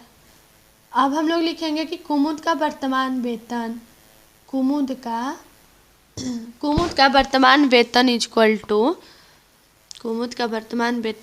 टू 17 गुना 2000, यानी कि 34,000 रुपये। समान वस्तु पर ट्रेडर ए का 25% की एकल छूट देता है और ट्रेडर बी के 20% और 5% की 2 क्रमागत छूट देता है। यदि ए द्वारा दी गई छूट बी द्वारा दी गई छूट से 320 रुपये अधिक है तो वस्तु का अंकित मूल्य रुपए में ज्ञात करें। ट्रेडर ए द्वारा 25% की छूट दी गई हुई है, ठीक है, ट्रेडर ए द्वारा 25% की छूट दी गई है। ट्रेडर बी द्वारा एकल छूट, ठीक है, यानी कि 20 + 5 माइनस 20 गुने 5/100 इक्वल टू 24%। अब अंतर क्या है, 25 - 24 इक्वल टू 1%। तो 1% का इक्वल टू 320, ठीक है। तो 100% का 1% का 320, तो 100% का क्या होगा, 32,000, ठीक है ना, 32,000। तो वस्तु का अंकित मूल्य कितना हो गया, 32,000। किसी व्यक्ति के मूल वेतन 7,700 रुपये पर महंगाई भत्ता 125% से बढ़कर 132% होता है तथा एक कर कटौती दोनों पर 20% से बढ़कर 22% होते हैं, उसके वेतन कितना बढ़ा हुआ मिला। तो यहाँ पर व्यक्ति का मूल वेतन क्या है, व्यक्ति का मूल वेतन 7,700, ठीक है। तो पहले की महंगाई 7,700 गुना 125/100 इक्वल टू 9,625 रुपया। अब बाद की महंगाई, तो लिखेंगे कि बाद की महंगाई इक्वल टू 7,700, बाद की महंगाई इक्वल टू 7,700 गुना 132/100 इक्वल टू 10,164 रुपये। अब यहाँ तक आप लोग समझ गए होंगे। अब क्या है, पहले कर की कटौती के बाद हम लोग लिखेंगे कि पहले कर कटौती के बाद प्राप्त वेतन, पहले कर कटौती के बाद प्राप्त वेतन इक्वल टू 7,700, ठीक है, 7,700 प्लस 10,164 गुना 78/100, ठीक है, 78/100, यानी कि टोटल क्या आ गया, टोटल हमारा आ गया 13,933.92,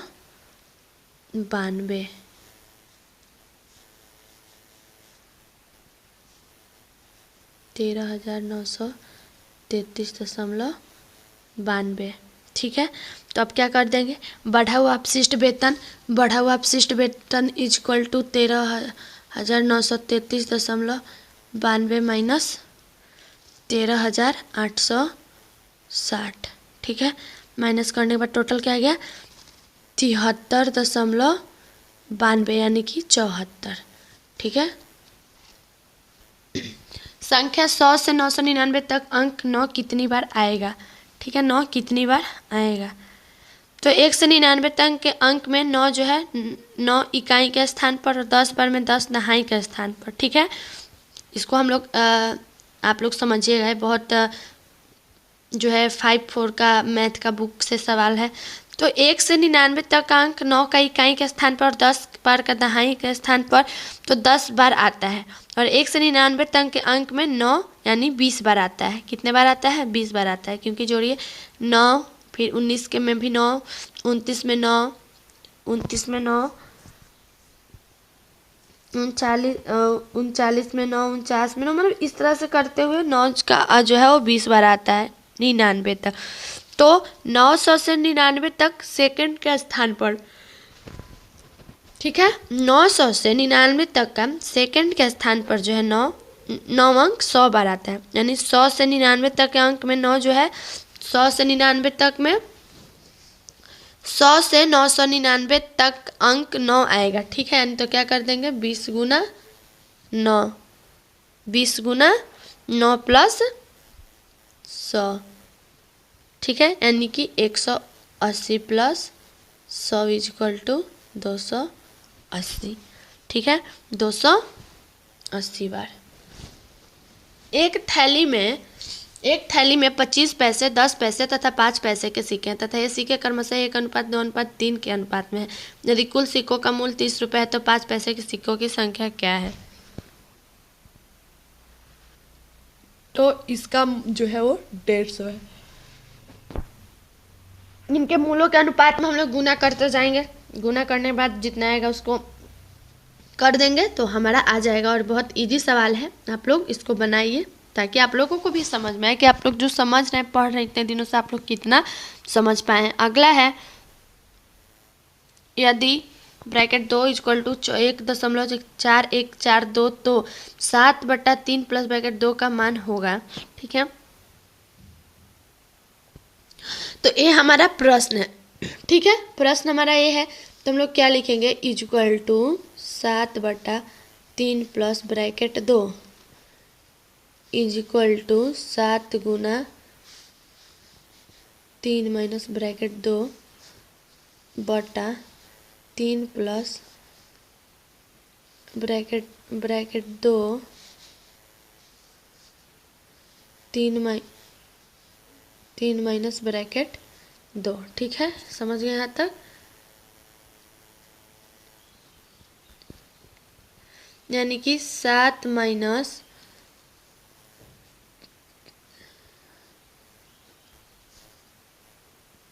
7 ब्रैकेट 3 माइनस ब्रैकेट 2 बटा 9 minus 2 equal to 3 minus bracket 2, ठीक है। यानी कि 3 इक्वल टू 1.4142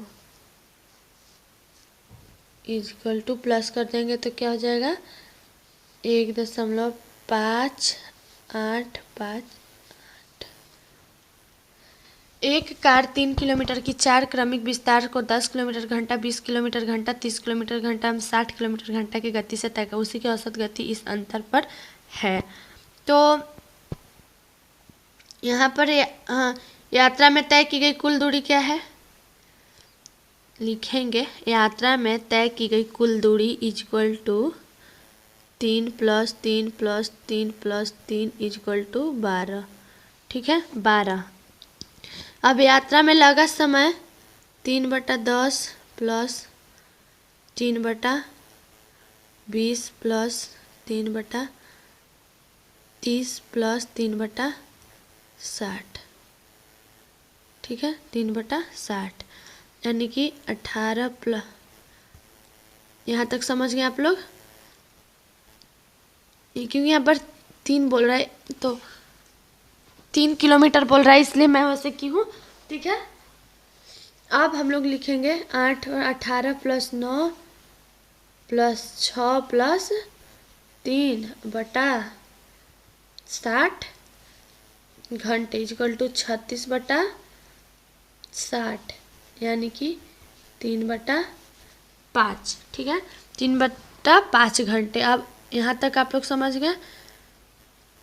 अब अपशिष्ट औसत गति हमें ज्ञात करना, तो क्या लिखेंगे 12/3/5। ठीक है, इक्वल टू 12 गुना 5/3 करने के बाद हमारा टोटल 20 किलोमीटर घंटा। किसी मिश्रण के 15 लीटर आयतन में 20% अल्कोहल और शेष जल, यदि इसमें 3 लीटर पानी और मिला दिया जाए तो नए मिश्रण में अल्कोहल की प्रतिशतता होगी। तो इसमें होगी, तो मिश्रण में अल्कोहल की मात्रा तो 15 गुना 20/100 इक्वल टू 3 लीटर। ठीक है, मिश्रण में पानी की मात्रा तो 15 - 3 इक्वल टू 12 लीटर। अब नए मिश्रण में पानी की मात्रा तो 12 + 3 इक्वल टू 15 लीटर। अब नए मिश्रण में अल्कोहल की प्रतिशत हमें ज्ञात करना है, ये सब तो आप लोग समझ गए। अब हम लोग क्या लिखेंगे, नए मिश्रण में अल्कोहल का प्रतिशत, अल्कोहल का यानी 3/3 + 15, ठीक है, गुना 100, ठीक है, गुना 100 इक्वल टू 3/18 गुने 100। ठीक है, 3 गुना यानी कि 1/6 गुना 100 इक्वल टू 16 गुना 2/3%। एक व्यक्ति धारा की दिशा में 11 किलोमीटर घंटा की चाल से वो धारा के विपरीत दिशा में 8 किलोमीटर घंटा की चाल से नाव चला सकता है। धारा की चाल, ठीक है। तो अभी मैं पिछला सवाल जो बताई हूँ इसी के तरह बताई हूँ कि कैसे बनेगा, तो इसको आप लोग खुद से सॉल्व कीजिए। दो संख्याओं का योग 29 है, वो उन संख्याओं के वर्गों का अंतर 145 है, उन संख्याओं का अंतर है। ठीक है, तो माना कि अपशिष्ट दो संख्याओं का क्रमशः x तथा y है। ठीक है, क्या है, अपशिष्ट दो संख्याओं का क्रमशः x तथा y है, यानी कि x और y। ठीक है, अब यहाँ पर x + 29 जो है हमारा क्या है, पहला समीकरण, और x² - y² इक्वल टू 145 से हमारा क्या हो गया, दूसरा समीकरण हो गया। अब समीकरण 2 में से एक का भाग देने पर, समीकरण 2 में 1 से भाग देने पर, तो x² - y² बटा x + y इक्वल टू 145/29। ठीक है, 145/29, ये वाला तो आप लोग समझ गए, मैं इसको मिटा रही हूँ। 29 यानी कि यहाँ पर लिख सकते हैं x + y bracket x - y bracket बटा x + y इक्वल टू 5, यानी x - y इक्वल टू 5। 18 आदमी 140 मीटर लंबी एक दीवार को 42 दिन में बनाते हैं, तो 30 आदमी 100 मीटर लंबी वैसी ही दीवार को कितने दिन में पूरा करेंगे। तो 18 आदमी 140 मीटर दीवार बनाते हैं 42 दिन में। ठीक है, 18 आदमी 140 मीटर लंबी दीवार को 42 दिन में बनाते हैं। ठीक है, यानी एक आदमी 1 मीटर। ठीक है, एक आदमी 1 मीटर इक्वल टू 42 गुना 18 बटा 140 दिन। ठीक है, 100। अब 30 आदमी 100 मीटर, क्या बोल रहा है, 30 आदमी 100 मीटर, तो 30 आदमी 100 मीटर लंबी दीवार बनाता है इक्वल टू 42 गुना 18 बटा 140, 42 गुना 18 बटा 140 गुना 100 बटा 30। ठीक है, टोटल गुना भागा डिवाइड करने के बाद हमारा क्या आ जाएगा, 18 दिन। किसी धन का साधारण ब्याज मूलधन के 1/9 के बराबर है तथा वर्षों की संख्या वार्षिक दर प्रतिशत के बराबर है। ब्याज की वार्षिक दर क्या है? तो ब्याज की वार्षिक दर क्या है? तो ब्याज की वार्षिक दर है इतना। और मैं आप लोगों को पहले भी बता चुकी हूँ इस तरह के सवाल के कैसे बनते हैं। और हाँ, अगर जो लोग अभी नए हैं, मेरे चैनल से नए जुड़े हैं, तो मेरे पिछले वाले वीडियो देखेंगे तो उन्हें पता चल जाएगा कि इस तरह के सवाल जो हैं वो कैसे बनते हैं। और जिन्होंने अब मेरे साथ पहले से ही जुड़े हुए हैं तो मेरे सारे वीडियो को अगर देखें तो वो आसानी से इस मैथ को जो है वो सॉल्व कर लेंगे। और हाँ, अगर आप लोग सॉल्व करेंगे तो भी कमेंट करके बताइए, नहीं होता है तो भी कमेंट करके बताइए, ठीक है।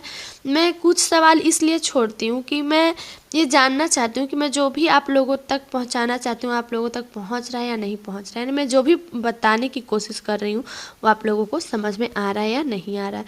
कुत्ते और खरगोश की दौड़ में जब तक खरगोश 5 उछाल भरता है, कुत्ता 3 उछाल भरता है। यदि कुत्ते की 1 उछाल खरगोश की 3 उछालों के बराबर है तो कुत्ते की चाल का खरगोश की चाल का अनुपात होगा, ठीक है। यानी कुत्ते की 1 उछाल खरगोश की 3 उछाल और कुत्ते की 3 उछाल यानी खरगोश की, तो यानी क्या कर देंगे 3 गुना 3, ठीक है। 3 गुना 3 यानी कि 9 उछाल, ठीक है। तो कुत्ते की चाल इक्वल टू खरगोश की चाल, तो 9:5 कर देंगे, ठीक है। 9:5 कर।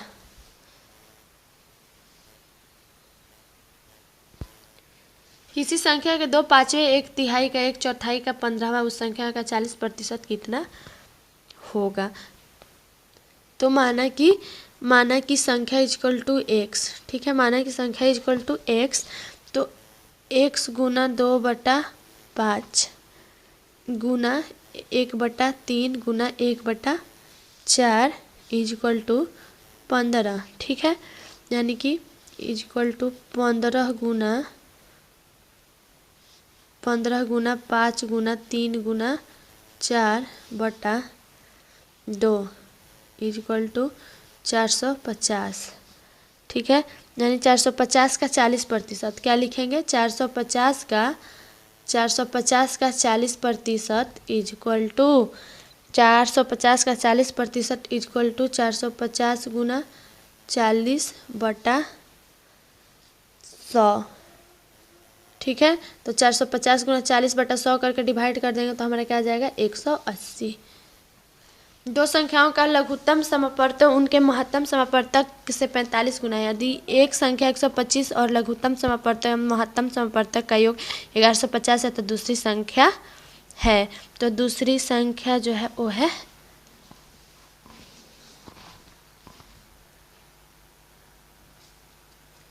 हमारे पास दूसरी संख्या, ठीक है।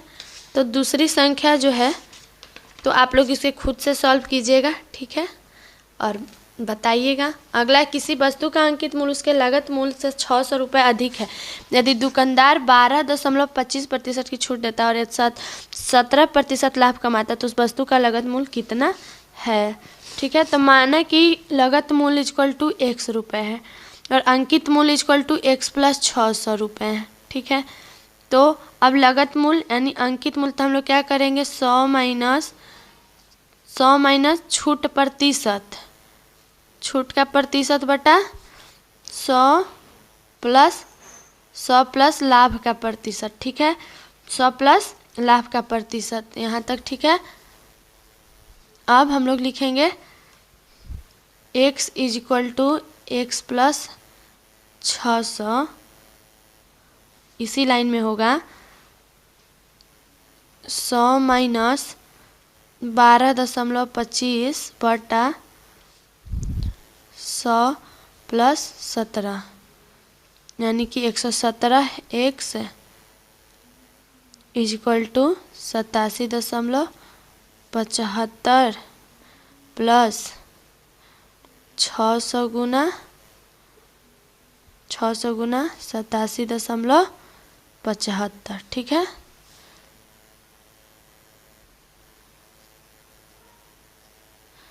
यहाँ तक आप लोग समझ गए? 75 यानी कि x इक्वल टू 600 गुना 87.75 बटा 29.25 यानी कि 600 गुना 3 इक्वल टू 1800, अगला है चावल की कीमत के 40% बढ़ने पर एक व्यक्ति अपनी खपत 20% कम कर देता है। चावल पर उसके व्यय का शुद्ध प्रभाव क्या होगा? तो यहाँ पर 40 और 20 बोल रहा है, ठीक है, तो क्या कर देंगे 40 माइनस 20 माइनस इसी लाइन में होगा -20 गुना 40/100 equal to 20 minus 8 equal to 12%। यदि 6084 इक्वल टू 78 हो तो 60.84 प्लस 6.6084 प्लस 0.006084 प्लस 0.00006084 का मान है। तो इसका मान बहुत ही सिंपल है, हमारा प्रश्न है, ठीक है, ठीक है। तो इसका मान पहले तो हम लोग इसको प्लस ऐसे कर देंगे, तो 7.8 प्लस 0.078 प्लस 0.0078 प्लस 0.007 0.0 इसमें एक जीरो कम यहाँ पर हो गया, ठीक है, 8 यानी टोटल हमारा प्लस करने के बाद क्या आ गया 8.658 तो हमारा अगला प्रश्न है, यदि दर्पण को दिए गए चित्र के अनुसार पी क्यू पर रखा जाता है तो दी गई आकृति का सही दर्पण प्रतिबिंब चयनित करें, ठीक है।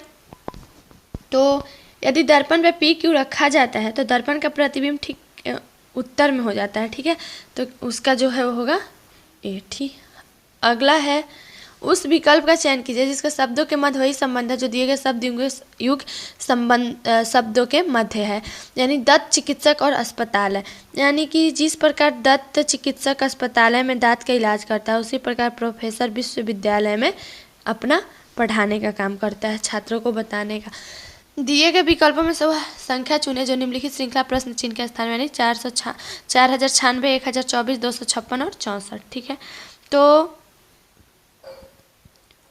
4096 में 4 से भाग देंगे तो 1024 में 4 से भाग देंगे 256 में 4 से भाग देंगे 64 और 64 में 4 से भाग देंगे तो 16।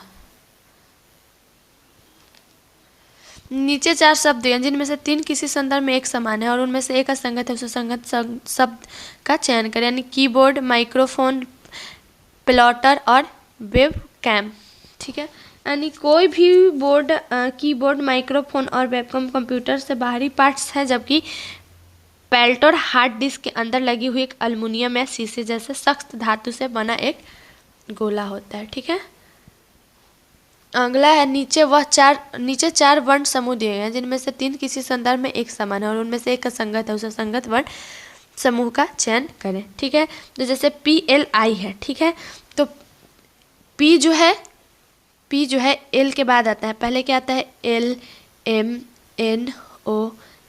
यानी 1 2 3 4, लेकिन पहले यहाँ पर क्या है, पहले P फिर L फिर I है, यानी कि 4 L के 4 अंक बाद P होता है, ठीक है, और L के I के 3 बाद L होता है, जैसे IJKL, यानी तीसरे स्थान पर, यानी अल्फ़ाबेट के नंबर। तो ये क्या हो गया, 4 और 3 अंक के अंतराल पर। फिर WRO है, ठीक है, तो R के ठीक W जो है, तो पहले R आता है उसके बाद W आता है, लेकिन पहले यहाँ पर W है उसके बाद RO है, यानी W क्या है, W उसके R के 5, ठीक है, यानी पहले 5 अंक के बाद R, ठीक है, W के पहले W, लेकिन पहले R उसके बाद W होता है, लेकिन यहाँ पर पहले W है उसके बाद R है, तो R के से पीछे से काउंट करेंगे तो W के है 5 अंक के बाद जो है W के 5 अंक के बाद R आएगा, ठीक है। और उसी तरह से फिर R के पहले O आता है, फिर PQR होता है, ठीक है। तो ठीक उसी तरह से 3 अंक के बाद O के पीछे से गिनेंगे तो R, ठीक है। ये हो गया दूसरा, मतलब अल्फ़ाबेट की इसी तरह से नंबर के अनुसार है। तो पहला 4 और 3 के अंतराल पे था, लेकिन दूसरा 5 और 3 के। उसी तरह से फिर HDA इसी तरह से। तो इसमें जो असंगत है वो है WRO, ठीक है। वह विकल्प चुने जिसमें संख्या एक दूसरे से ठीक उसी तरह संबंधित है जैसे नीचे दिए गए सेट की संख्या एक दूसरे से संबंधित है। 12, 60, 84, ठीक है। यानी कि 12, 60, 84 यानी 12 गुना 5, 12 पचे 60, ठीक है। 60 प्लस 12 गुना 2 यानी कि 60 प्लस 24 इजक्वल टू 84। इसी तरह से हम सभी से जो है ऑप्शन जो दिए हुए हैं सभी को इसी तरह से सॉल्व करेंगे। और जो इसमें क्या बोल रहा है कि दी गई सेट संख्या एक दूसरे से संबंधित है। तो जैसे ये जो है इस तरह से, जैसे मैं इसको सॉल्व करके बताऊँ उसी तरह से हम एक एक करके चारों को सॉल्व करेंगे इसी नंबर के अनुसार। तो यहाँ पर हमारा जो होगा वो हो जाएगा 16, 80, 112, ठीक है। संबंधित है इसी तरह से इन सब में 12 से प्लस 2 ऐसे करेंगे तो पता चल जाएगा। वह विकल्प चुने जो तीसरे शब्द से उसी प्रकार संबंधित है जिस प्रकार दूसरा शब्द पहले शब्द से संबंधित है। उत्तर प्रदेश, इलाहाबाद उच्च न्यायालय, बिहार। तो जिस प्रकार उत्तर प्रदेश में इलाहाबाद उच्च न्यायालय है उसी प्रकार बिहार का पटना उच्च न्यायालय है। दी गई आकृति में कितने त्रिभुज हैं? तो दी गई आकृति में कितने त्रिभुज हैं तो पहले मैं नाम दे दूं ई, ठीक है। ई, फिर यहाँ पर जी, इसमें एफ, ये वाला एच, यहाँ आई, सी, डी, ए, बी, यानी टोटल जो त्रिभुज है और इसे हम लोग बैठा देंगे तो ए बी सी एक कोण हो गया, ए बी सी एक त्रिभुज का कोण हो गया। उसके बाद ए बी जी, ठीक है, ए बी और यहाँ पर जे, ठीक है। ए बी जे दूसरा त्रिभुज हो गया। इसी तरह से ए जी सी तीसरा त्रिभुज हो गया, ठीक है। ए जी सी तीसरा। ए डी एफ, ठीक है, ए डी एफ एक चौथा त्रिभुज हो गया, ए डी एफ, ठीक है। उसके बाद ए ई एफ चौथा हो गया, पांचवा हो गया, ठीक है। उसके बाद ए डी ई छठा हो गया, ए डी ई छठा त्रिभुज हो गया।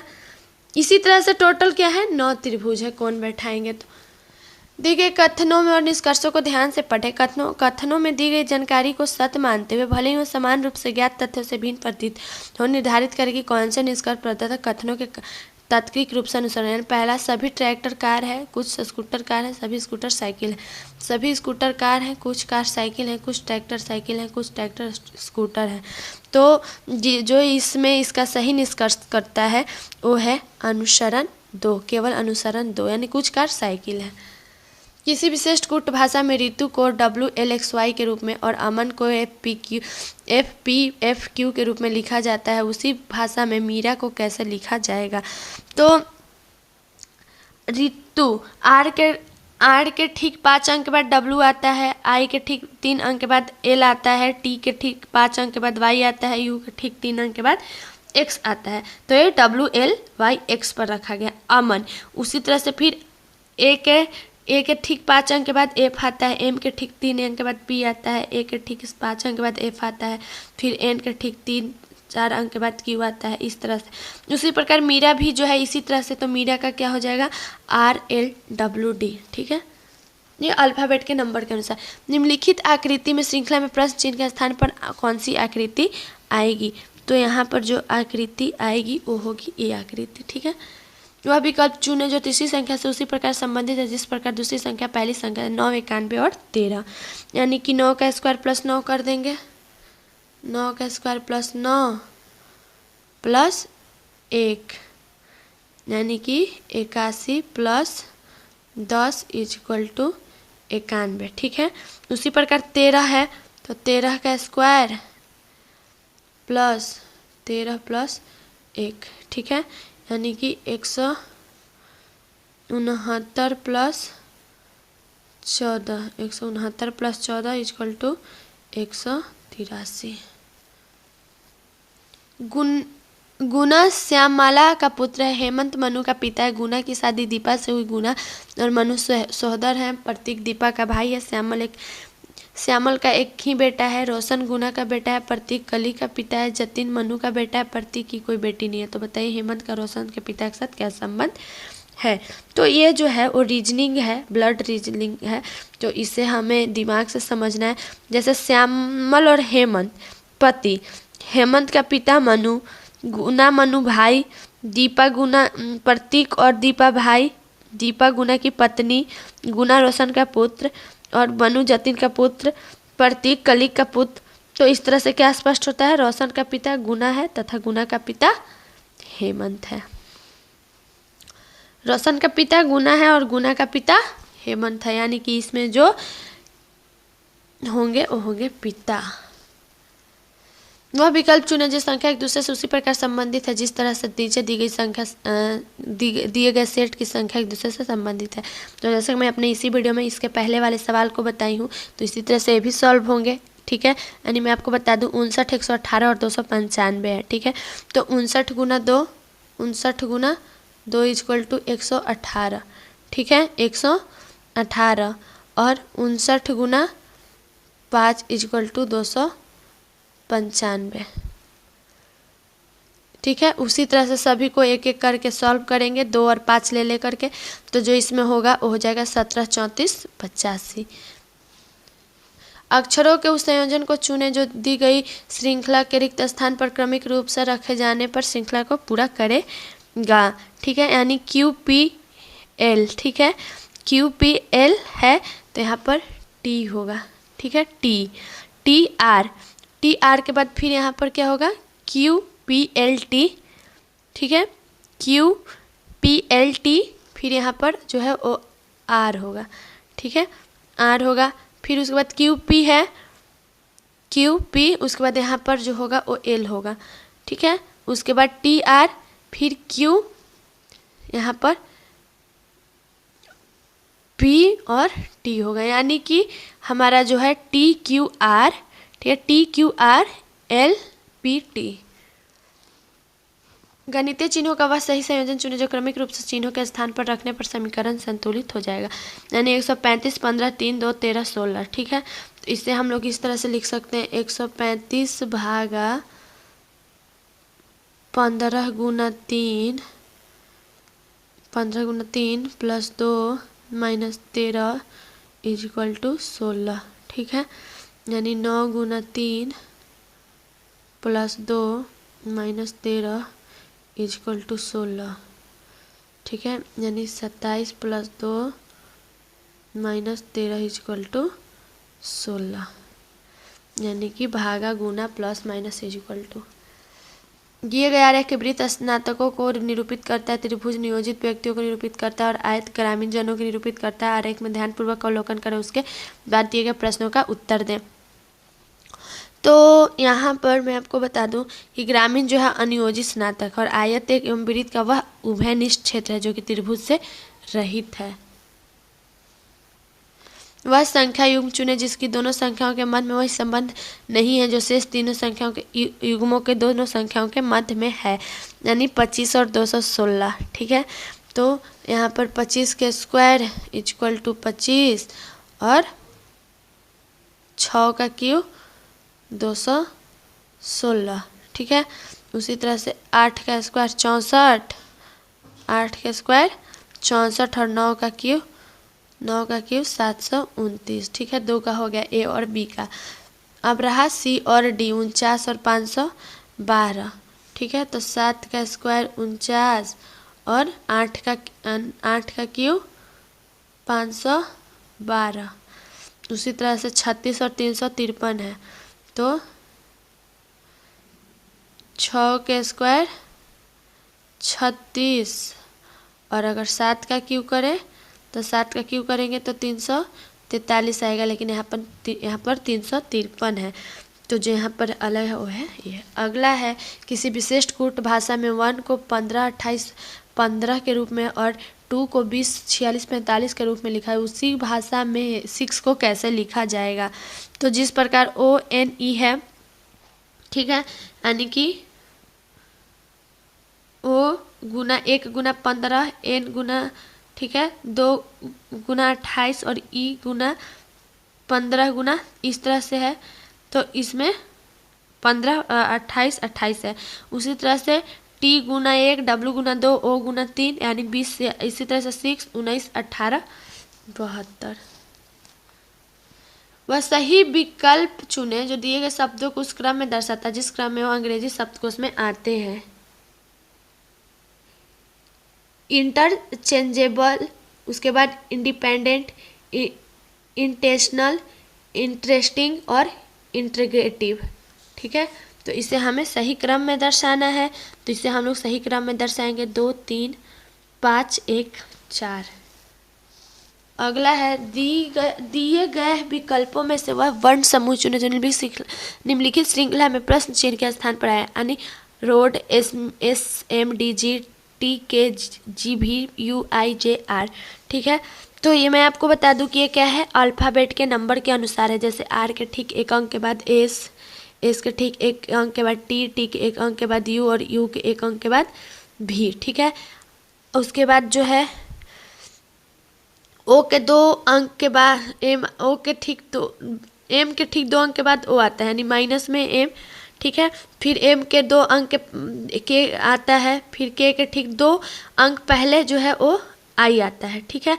तो I के ठीक 2 अंक के बाद क्या आता है, G आता है, ठीक है।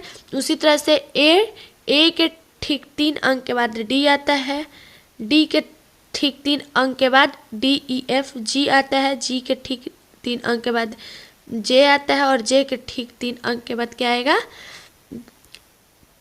M आएगा, ठीक है। उसी तरह से D के ठीक 4, Z तो सबसे लास्ट है, ठीक है। तो उसके बाद Z से बाद पीछे से जोड़ेंगे तो ABCD यानी 4 अंक बाद Z के ठीक 4 अंक के बाद D, फिर Z के ठीक 4 अंक के बाद V के 4 अंक के बाद R और R के ठीक 4 अंक बाद क्या आता है, N, यानी WGMN। नीचे आकृति में कागज के टुकड़े को मोड़ने का क्रम और उस मोड़े हुए कागज के काटने का तरीका दर्शाएगा। इस कागज को खोलने पर कैसा दिखेगा। तो यह कागज के खोलने पर जो है वो इस तरह से दिखेगा। अगला है एक ही पासे के 2 अलग अलग स्थितियां दर्शाई गई जिनके फलकों पर अक्षर P, Q, R, S, T, U अंकित किए गए हैं। वह अक्षर में से Q अक्षर वाले फलक के विपरीत फलक पर आएगा। तो जो विपरीत फलक पर आएगा वो होगा S। वह विकल्प आकृति चुने जिसमें दी गई आकृति सन्निहित आकृति को घुमाना नहीं है। तो उस आकृति को घुमाना नहीं है तो ये वाली आकृति होगी। अगला है यदि A का मतलब भागा, B का मतलब प्लस, ठीक है, C का मतलब माइनस और D का मतलब गुना है तो 11, B 15, C 8 है, 4 D = 5, ठीक है। तो चलिए हम इसको कर देते हैं। तो यहाँ पर 11 + 15 - 8 भागा 4 गुना 5 यानी 11 + 5, 11 + 15 -2 गुना 5 = 11 + 15 -10 यानी कि 26 - 10 = 16। श्रृंखला देखें 1240, आगे का क्या संख्या आनी चाहिए। तो 1000 में 5 से भागा दिए, 1000 भागा 5 तो 200, ठीक है। 200 में 5 से भागा दिए तो 40 और 40 में 5 से भागा दिए तो 8। पूर्व दिशा में 5 किलोमीटर चलने के बाद एक आदमी बाईं दिशा में मुड़ जाता है और 3 किलोमीटर पैदल चलता है, फिर बाईं ओर मुड़ जाता है और 3 किलोमीटर के लिए चलना शुरू कर देता है, फिर वह बाईं ओर मुड़ जाता है और फिर 3 किलोमीटर चलने के लिए शुरू कर देता है। वह अपनी शुरुआती बिंदु से कितनी दूरी पर पहुंच गया है। तो अपने शुरुआती बिंदु से बाद 2 किलोमीटर की दूरी पर। एक्स वाई का भाई है, बी ए का भाई है, ए एक्स की माँ है, बी वाई का क्या है। तो ए बी का भाई है, ठीक है, ए बी का भाई है और ए एक्स की क्या है, माँ है, और एक्स वाई का भाई है, तो बी वाई का क्या हो गया, मामा हो गया। यदि यदि सर्जिकल स्ट्राइक का कूट 13 97 93 13 12 99 25 हो तो मेट्रो ट्रेन का कूट होगा। तो जैसे ये है तो इसका जो होगा ये जो है अंग्रेजी वर्णमाला के अक्षरों के क्रमशः 1 से 9 तक अंक द्वारा है, जो कि निम्न प्रकार से कूटबद्ध किया गया है। तो सर्जिकल स्ट्राइक का जो है हो गया, तो इसी भाषा में मेट्रो का जो होगा 45 29 6 45 29 6 29 19 5।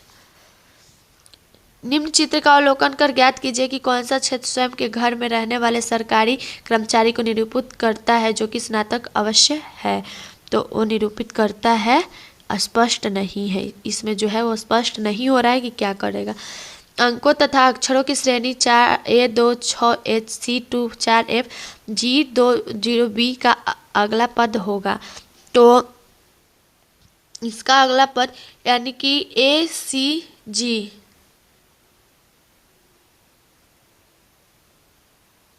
A C G है, A C और G है, ठीक है, यानी कि A के ठीक 2 अंक के बाद C, 2 के ठीक 4 अंक के बाद G और G के ठीक 6 अंक के बाद क्या आएगा, M, ठीक है।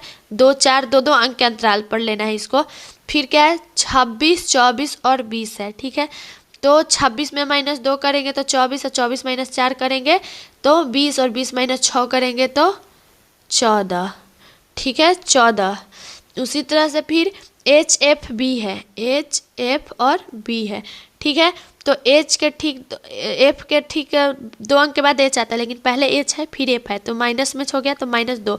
फिर -4 के F के ठीक 4 के बाद अंक के बाद B आता है, फिर B के 6 अंक के बाद क्या आता है, भी आता है। तो यहाँ पर हो जाएगा M14 भी। अगला प्रश्न है, निम्नलिखित प्रश्न में संख्याओं की एक श्रेणी दी गई है जिसका पद लुप्त है। श्रेणी को जारी रखने वाली सही विकल्प का चयन रिक्त स्थान पर 20 19 17 10 5, ठीक है। तो 20 - 1 करेंगे, 20 - 1 19 19 - 2 करेंगे 17, ठीक है, ठीक है। 17 - 3 करेंगे 14 14 - 4 करेंगे 10 10 - 5 करेंगे 5। तो यहाँ पर होगा, यहाँ पर 14। निम्नलिखित में लुप्त संख्या ज्ञात करें। यहाँ पर लुप्त संख्या हमें ज्ञात करना है, यानी कि 4 3 6 1 है हमारे पास। तो 4 + 3 4 + 3 -1 यानी कि 7 - 1 = 6, पहला कॉलम हो गया। अब 5 4 6 3 है, तो 5 + 4 -3 यानी 9 - 3 = 6। अब आया तीसरा कॉलम, यानी 4 3 प्रश्नवाचक चिन्ह उसके बाद 2 है। तो क्या करेंगे इसमें,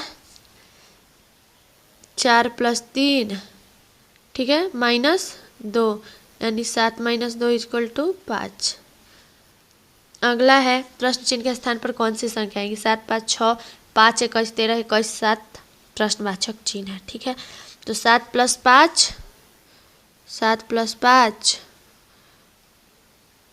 = 12/2, तो हो गया 6 पहला। 5 21, तो 5 + 21 = 26/2 13, ठीक है। 21 + 7 = 28/2 = 14। अगला है, एक बस हर तीसरे मिनट पर बस अड्डे से दिल्ली के लिए छूटती है। पूछताछ इंक्वायरी क्लर्क के यात्री को बताया कि बस 10 मिनट पहले ही जा चुकी है। अगली बस 9:35 प्रातःकाल को निकलेगी। किस समय पूछताछ क्लर्क ने यह सूचना यात्री को दी है। तो यह सूचना जो है वो 9:05 में, यानी मैं आपको बता दूं कि हर 30 मिनट बाद बस खुलती है, तो अगली गाड़ी 9:35 में है, तो इसके पहली गाड़ी 9:05 में खुली है, यानी यात्री क्लर्क को जो सूचना देता है वो 9:15 में देता है। दिए गए विकल्पों में से लुप्त संख्या का चयन करें। लुप्त संख्या का चयन करना है, तो इसमें लुप्त संख्या जो है वो होगा 16, और इसको आप लोग खुद से सॉल्व कीजिए। रमन 15 मिनट पूर्व में चलता है और तब वह अपने बाएं घूमकर 15 मिनट चलता है, फिर वह अपने दाएं मुड़कर 12 मीटर चलता है, फिर अपने दाएं मुड़कर 15 मिनट और फिर अपने बाएं मुड़कर 10 मीटर चलता है। वह इसके प्रारंभिक बिंदु व वर्तमान स्थिति के बीच सबसे कम दूरी कितनी है? तो सबसे कम दूरी जो है वो है, यानी रमन अपने प्रारंभिक बिंदु से वर्तमान स्थिति के बीच में, तो 15 + 12 + 10, ठीक है, यानी कि 37 मीटर। एक पासे के 6 फलकों का नाम नीचे दर्शाए अनुसार YRBIPOMJ रखा गया है। चित्र 3 में R को विपरीत अक्षर कौन सा है? तो यहाँ पर विपरीत अक्षर जो है वो है I। अगला है लड़के एवं लड़कियों की एक पंक्ति में 50 से कम छात्र। रवि एक सिरे में 26वें जबकि सीमा दूसरे सिरे में 22वें स्थान पर है। यदि रवि एवं सीमा के बीच 19 छात्र हैं तो इस पंक्ति में कुल कितने छात्र हैं? ठीक है, तो अपशिष्ट बच्चों की संख्या और स्थिति का योग माइनस कर देंगे, तो 22वीं और 26वें स्थान पर। ठीक है, 22वीं और 26वें स्थान माइनस 19 + 2, ठीक है, यानी 48 - 21 = 27। अगला है यदि रामू नरेश के पिता के पुत्र की पत्नी का बेटा है तो रामू नरेश की किस प्रकार संबंधित है? यदि रामू के दादा का कोई पौत्री नहीं है तो नरेश के पिता का पिता यानी दादा, और नरेश के दादा का पुत्र यानी पिता या चाचा, चाचा का पिता की पत्नी चाची या माँ, राजू नरेश के चाची या माँ का पुत्र है तो राजू नरेश का चचेरा भाई या अपना भाई हुआ। ठीक है, एक क्लासरूम कोचिंग में LMN तथा O पर 4 शिक्षक हैं।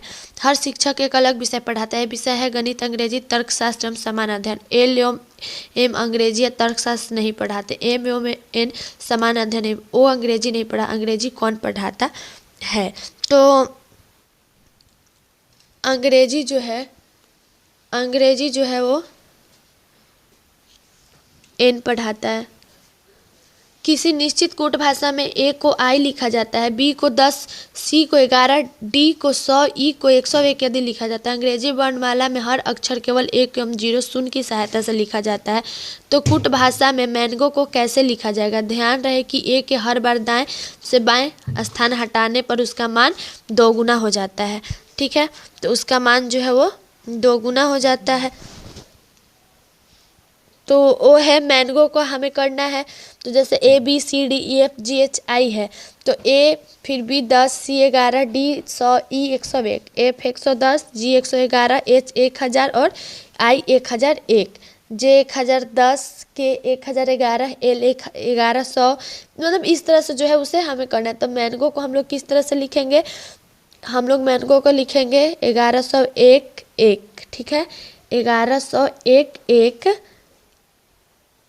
1110 111, ठीक है, उसके बाद 1100। यदि 1 मई 2000 को सोमवार था तो 31 जुलाई 2000 को कौन सा दिन था? तो कुल दिनों की संख्या 30 दिन, तो 30 मई + 30 जून कर देंगे, 30 मई + 30 जून, ठीक है, प्लस 31 जुलाई, ठीक है, 31 जुलाई, तो 30 + 30 + 31 यानी कि 91, और एक सप्ताह कितने दिन का होता है? 7 दिन का, यानी 91/7, तो 13, ठीक है, 13। तो अब 1 मई को सोमवार था, 31 जुलाई को सोमवार होगा, ठीक है, 31 जुलाई को क्या होगा? सोमवार होगा। यदि प्लस का अर्थ माइनस, माइनस का अर्थ गुना, गुना का अर्थ भागा और भागा का अर्थ प्लस है तो 4 + 8 × 8 / 16 × 8 / 8 - 2 = कितना होगा? तो 4 + 8, ठीक है, 4 + 8 × 8 / 16 × 8 / 8 - 2, तो ये हमारा प्रश्न है। प्रश्न को देख लिए। अब 4 - 8 / 8 + 16 / 8 + 8 - 2, ठीक है, यानी कि 4 - 8/8 8 प्लस 16/8 प्लस 8 गुना 2। ठीक है, यहाँ तक समझ है आप लोग। उसके बाद 4 - 1 plus 2 plus 16 equal to 22 - 1 equal to 21। अगला है इस श्रृंखला से लुप्त संख्या ज्ञात 10, 45, 231, 1339। ठीक है, 10 45 यानी 10 गुने 4 कर देंगे, 10 गुने 4 प्लस 5 यानी 40 प्लस 5 तो 45। ठीक है, 45। अब उसी तरह से 45 गुना 5 प्लस 6 कर देंगे, 45 गुना 5 प्लस 6 तो 45 गुना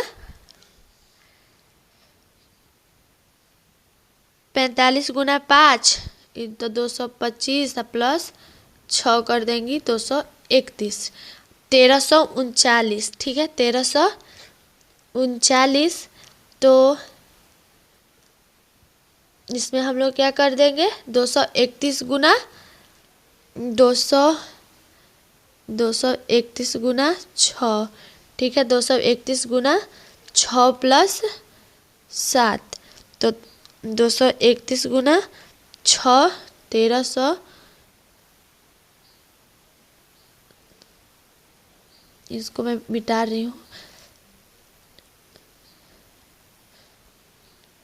चलिए 231 गुना 6 प्लस 7 तो 231 गुना यानी 1386 प्लस 7 तो 1386 प्लस 7 तो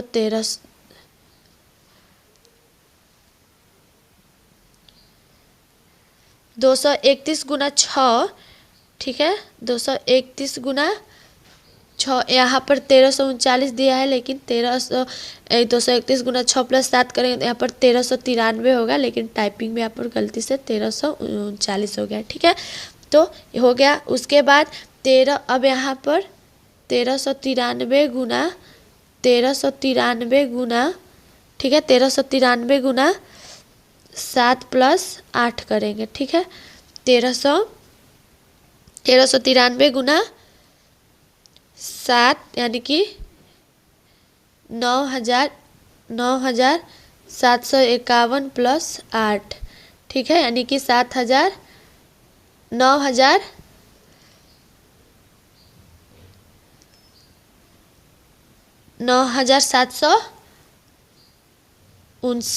ठीक है, 9759। अगला है नीचे दिए गए अंक का एक निश्चित पैटर्न का पालन करते हैं, प्रश्न चिन्ह के स्थान पर आने वाले अंक के लिए सही विकल्प का चयन कीजिए। तो मैं आपको इससे जुड़े हुए सवाल अभी इसी वीडियो में बताई हैं, तो इसको आप लोग खुद से सॉल्व कीजिए और समझिए कि आप लोग कितना इस मैथ को समझे हैं। अगला है इस श्रृंखला में लुप्त संख्या ज्ञात कीजिए। 489, 655, 505, 481, लुप्त संख्या 429। ठीक है, तो यहाँ पर हमें लुप्त संख्या जो है वो उसे ज्ञात करनी है। तो यहाँ पर लुप्त संख्या 445 हो गया। 445 कैसे होगी, तो मैं आपको बता दूं कि 789 है तो 12 का स्क्वायर यानी कि 789 माइनस 144 करेंगे तो 645 आ जाएगा। और उसी तरह से 645 तो 10 का स्क्वायर तो 645 माइनस 100 करेंगे 545। 545 8 का स्क्वायर करेंगे तो 545 माइनस 64 करेंगे तो 481 आ जाएगा। इसी तरह से इसको करना है। समान गुण धर्म के अभाव के कारण निम्नलिखित अंक श्रृंखला में एक संख्या उससे संबंधित नहीं है, वह विषम संख्या ज्ञात कीजिए। यानी कि यहाँ पर 216 343। ठीक है, 216 343, 1331, 1661 और 1661, 2197 और 2744 है। तो 216 के लिए 6 का क्यू। ठीक है, 343 के लिए 7 का क्यू, 1331 के लिए 11 का क्यू, 1661 के लिए